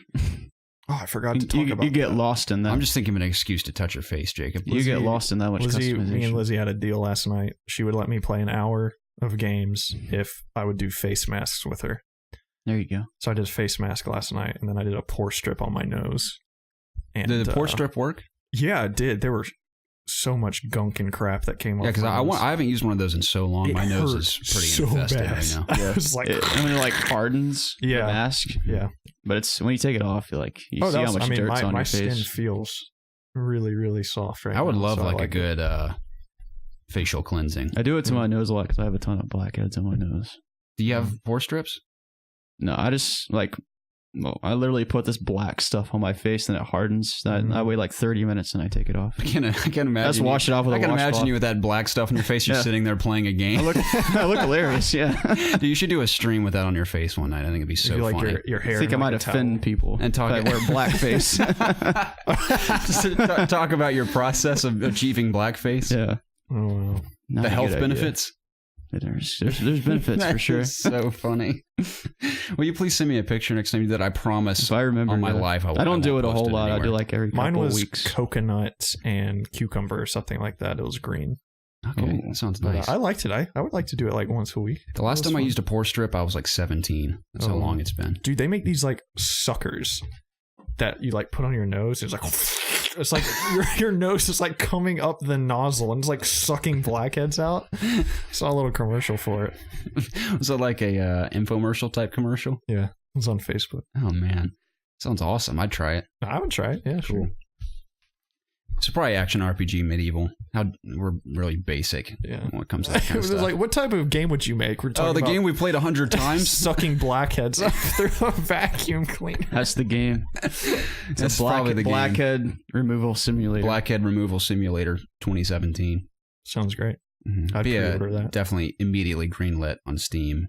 Mm-hmm. It would blow up like PUBG probably. For sure. It'd be a point in time. I said it again. Oh man, we're dwindling here. Draken says, is the big finale. Hey dudes, so I've been listening to your podcast for a few months. Actually, my first podcast, and I'm 26. Wow. I gotta say, I'm hella entertained. Well, thank you, Draken. We're glad to hear it. My question is, what was your calling to gaming? Like the first game you played that made you think, oh, hell yeah, I'm doing this for the rest of my life. My first game was Donkey Kong Country on the SNES, but Ocarina of Time was my calling. A lot like you in that sense. Ocarina of Time was definitely a calling for me. That was the first massive game that I started and actually beat. So I would absolutely credit that to my love for games. Did I game before that? Absolutely. I had a Super Nintendo because my best friend at the time, a guy I kind of grew up with through my early years, also had a Super Nintendo.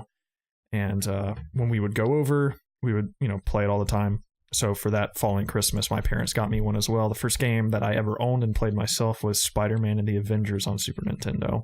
Not a good game. I remember sucking at it tremendously, and I've looked up some people playing it and some reviews of it, now, and it was not a good game, and I even knew it at the time at my young age. It was not fun. But I kind of dabbled in Super Nintendo, and my uncle had a Genesis. I'd go over there, I'd play Sonic, and he had Mortal Kombat. I'd sneak in and play that.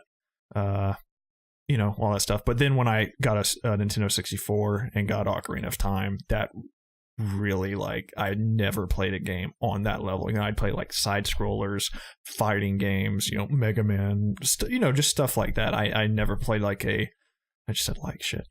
I've never played a game, as big as Ocarina of Time with a narrative and, just that big open space. Exactly. Too. So that really blew my mind. So yeah, I would credit that to me. Nice. What about you, Jacob? Really get into it. Mine is probably Call of Duty Black Ops 2 on 360. What a great game. Yeah. That was a good game. Sorry, I was disrespectful on my end, Jacob. Yeah, why is that a joke? Why is that a joke? I don't know. I just think it'd be so funny. It's like a Call of Duty game, but it may be for some people. That's pretty much why I started playing 360 was Call of Duty. That's fine. That's great. Yeah. Why was that funny? I don't know. I don't know either. It was funny. I think it's because you told us like your first Call of Duty was Black Ops 2. Okay. It's like so late. First one was Modern Warfare 3. Was it? Yeah. Oh, that's right. No, it was World at War. It was World at War on the Wii. Oh, the Wii. Yeah. Well, this is a first-person shooter called Call of Duty. I'm waving the Wiimote around. Oh yeah, it was not fun. I remember it being very hard. I bet, man. Dude, Red Steel. That was my first first-person shooter on the Wii. The game was dope as hell, dude. I remember you were all about that Wii, and I kept telling you how good 360 was. Dude, Twilight Princess was the shit. And we had some very passive-aggressive arguments about Wii and 360, yeah. Not to the point where we're like, F you, man, this is better. But we were like, but dude, this has this. And you'd be like, well, this has this. You were playing Gears of War 1. Yeah, you came over and we played Gears of War 1. I was playing Twilight Princess. Yeah. Twilight Princess is a better game. Probably. Yeah. Still love Gears 1, though. It's good. Great memories. Can I guess what yours is, Jacob? Oh, it might be one of two, but sure. It's either World of Warcraft or Kingdom Hearts. It's gotta be WoW. WoW is probably the one. The first RPG I ever played was Pokemon Blue. It's the first game I ever played too. Then after that, it was Gold and Silver. And I think Gold and Silver is really what got me into video games hardcore. Like just playing through that game and how long it was, and then actually going back to Kanto at the end. When you figured that out was really super awesome. Then you fight Red at the end. Yeah. It's so epic. And like at that young age, I was able to get through that game, which is... that last battle was really hard. Yeah. I fought Red in a Folks country cooking restaurant. Did you beat him? Yeah. Nice. I was so excited. What starter did you pick in Johto? Starter? I picked Totodile. Had to have been Cynical. Yeah. I always picked the fire starter. All the stars were cool in that game. Yeah. But yeah, if it wasn't that, then it was WoW for sure. To this day, it's still my favorite game. Well, I recently moved it up to being my favorite game of all time. And like, I've been tempted this last week just to go back to WoW because I miss it so much. You got PC now too. I know, dude. It's so. Why would you not? Tempting. You might as well. I'm probably going to because I never leveled up my rogue, which is like the class, my main class. Yeah, is that the one you took me for a mammoth ride on? Yeah. Nice. Actually, I don't know. I think I made a new character then. If you do that, I'll play with you if you want me to. Yeah. Yeah, sure. I'm gonna play this week. I want to play something with somebody. So yeah, you should get that MMO mouse and play with me. Okay, that's fun. Sure. You know, Preston's gonna do it, man. If you jump into it, he's gonna join you. Well, and then I'm gonna swiftly follow as well because I'm gonna be jealous. Yeah, you take me for another mammoth ride? The game is so good. You guys need to at least like play it a little bit because you just played like what? I just free trial. 25. Yeah. Well, I think did you pay for the game? Because the free trial's to 20. Trial. Yeah, I'm at level 20 Blood Elf right now. Yeah, well, you'll need to make a new character. Yeah. I don't want to be a Blood Elf. I'm an Alliance player, so it's like the humans, the Night Elves, the Goblins, the Dwarves. I want to make a little gnome like I did, and well, I guess it's a dwarf gnome. A little dwarf. Gnomes are awesome. like I did in Final Fantasy. Dunkin' Donuts. Probably use the same name. Hey, you can make a panda. Forgot you can make a panda from Kung Fu Panda. Yep, that's what it's from. Mists of Pandaria. That's what it's called, right? It's an underrated expansion. Most people didn't like it, but I loved it. Okay. It was towards the end of my prime of raiding every week. That's cool. I miss those days. Cool. So that was your calling then? Yeah. Okay. Same as Preston, SENS was where I started for sure with Mega Man X and Super Mario World, Donkey Kong Country definitely got me into video games. Absolutely adore those games just as much as I did when I was a kid. But I think what my calling was is when I played Medal of Honor on PS1 for the first time. That first shooter. It was the first shooter I ever played. I had just never played a shooter like that before. I mean, of course, then I went back and played stuff like when I had a very old PC, I would just download random stuff like Doom or which I had no clue what I was doing in those games. I maybe played them for like a few days, and I was like, all right, I've had enough of this. But shooters is really where I think, because I love shooters. I don't know if maybe they're probably my favorite genre in addition to like action adventure games and stuff. Mm-hmm. But I think Medal of Honor is probably where I was like, man, I got to play this all the time because I love shooters. Mostly just competitive multiplayer games I'm really into. So many things for me, but that's probably the one where I was like, yep, hell yeah. What was the quote? Oh, hell yeah. I'm doing this for the rest of my life. That's exactly what I thought. So, cool. Draken, thank you so much for your question. Thank you to all of you. Those were a lot of fun. Yeah, absolutely. That was the It's Obvious Gaming podcast, the show where my two best friends and I get together every single week to discuss video games, obviously. Our home base is at youtube.com/ItsObviousGaming. If you haven't subscribed to us there, please do so. We do appreciate you listening to us on Spotify and iTunes, but if you have not come to youtube.com/ItsObviousGaming to subscribe, please do so. And if you listen to us on iTunes, we would very much appreciate it if you left us a review. Speaking of which, Jacob, have we received any more? Guys, it's a big week. We got 3 big ones. No way. Whoa. 3. Dude, that makes me a little excited. Make you a little wet in the pants. It does, man. Yeah. I mean, I'm about to dump my pants. Me too. I got Rat-a-tat-pat, Frog Kid, and Kyle Grabova. Thank you guys so much. Thank you so much. That's very nice of you. And if you haven't done that, like I said, please do so. That helps us out a ton. It does. And I'm assuming it does, at least. Yeah, we can trust them. I read every word of your reviews as well. A lot of them are amazing. Very, very humbling, very kind of you guys to do that. Especially the ones that are intentionally written like a joke are amazing. They're so funny. So I appreciate that a lot. Sick. And also check out our Discord. We have a lot of cool discussions down there, a lot of gaming discussions, lots of food discussions, lots of different types of discussions. There's a tab for most of your needs. Yeah, let me add this before I forget. And here, starting with this episode of the podcast and moving forward, our Steam names are going to be in every single description of every video and every podcast link on Spotify and put iTunes. Our Blizzard names in there too. I might as well, yeah. So all of that information, because I want friends on all that stuff. Yeah, so they will be there. And that's where you can find them. And I may even pin, for those of you, because I know a few of you have been asking, I may just pin a comment on this episode on YouTube, just at the top, what our Steam names are. Cool. So you guys can just grab them real easily if you want. Sounds good. Is there a way to leave a message when you send a friend request? I don't know. Maybe. That would be helpful. Hey, what's the guy's name? We all got a friend request from him. We don't know who it is. I don't remember the name. I know what you're talking about. Starts with a P. I don't know. I just accept everything. So okay. I guess I will too. Yeah, I don't know who it is. Thanks to you. This was fun, guys. This was fun. I was going to see how long we could stay quiet right there, but anyways, I was actually going to say something, but I completely forgot. I threw you off. Also, I want to know what everybody's playing Destiny on as well, because I really want to play on PC. But if nobody's playing on PC, then I'm not going to. So why are you looking at me like that? I'm just kidding. How dare you? I would, if everyone was playing on PC, I would too. Okay. So I mean, I'm not going to wait a whole month, but I would like to play on PC. Gotcha.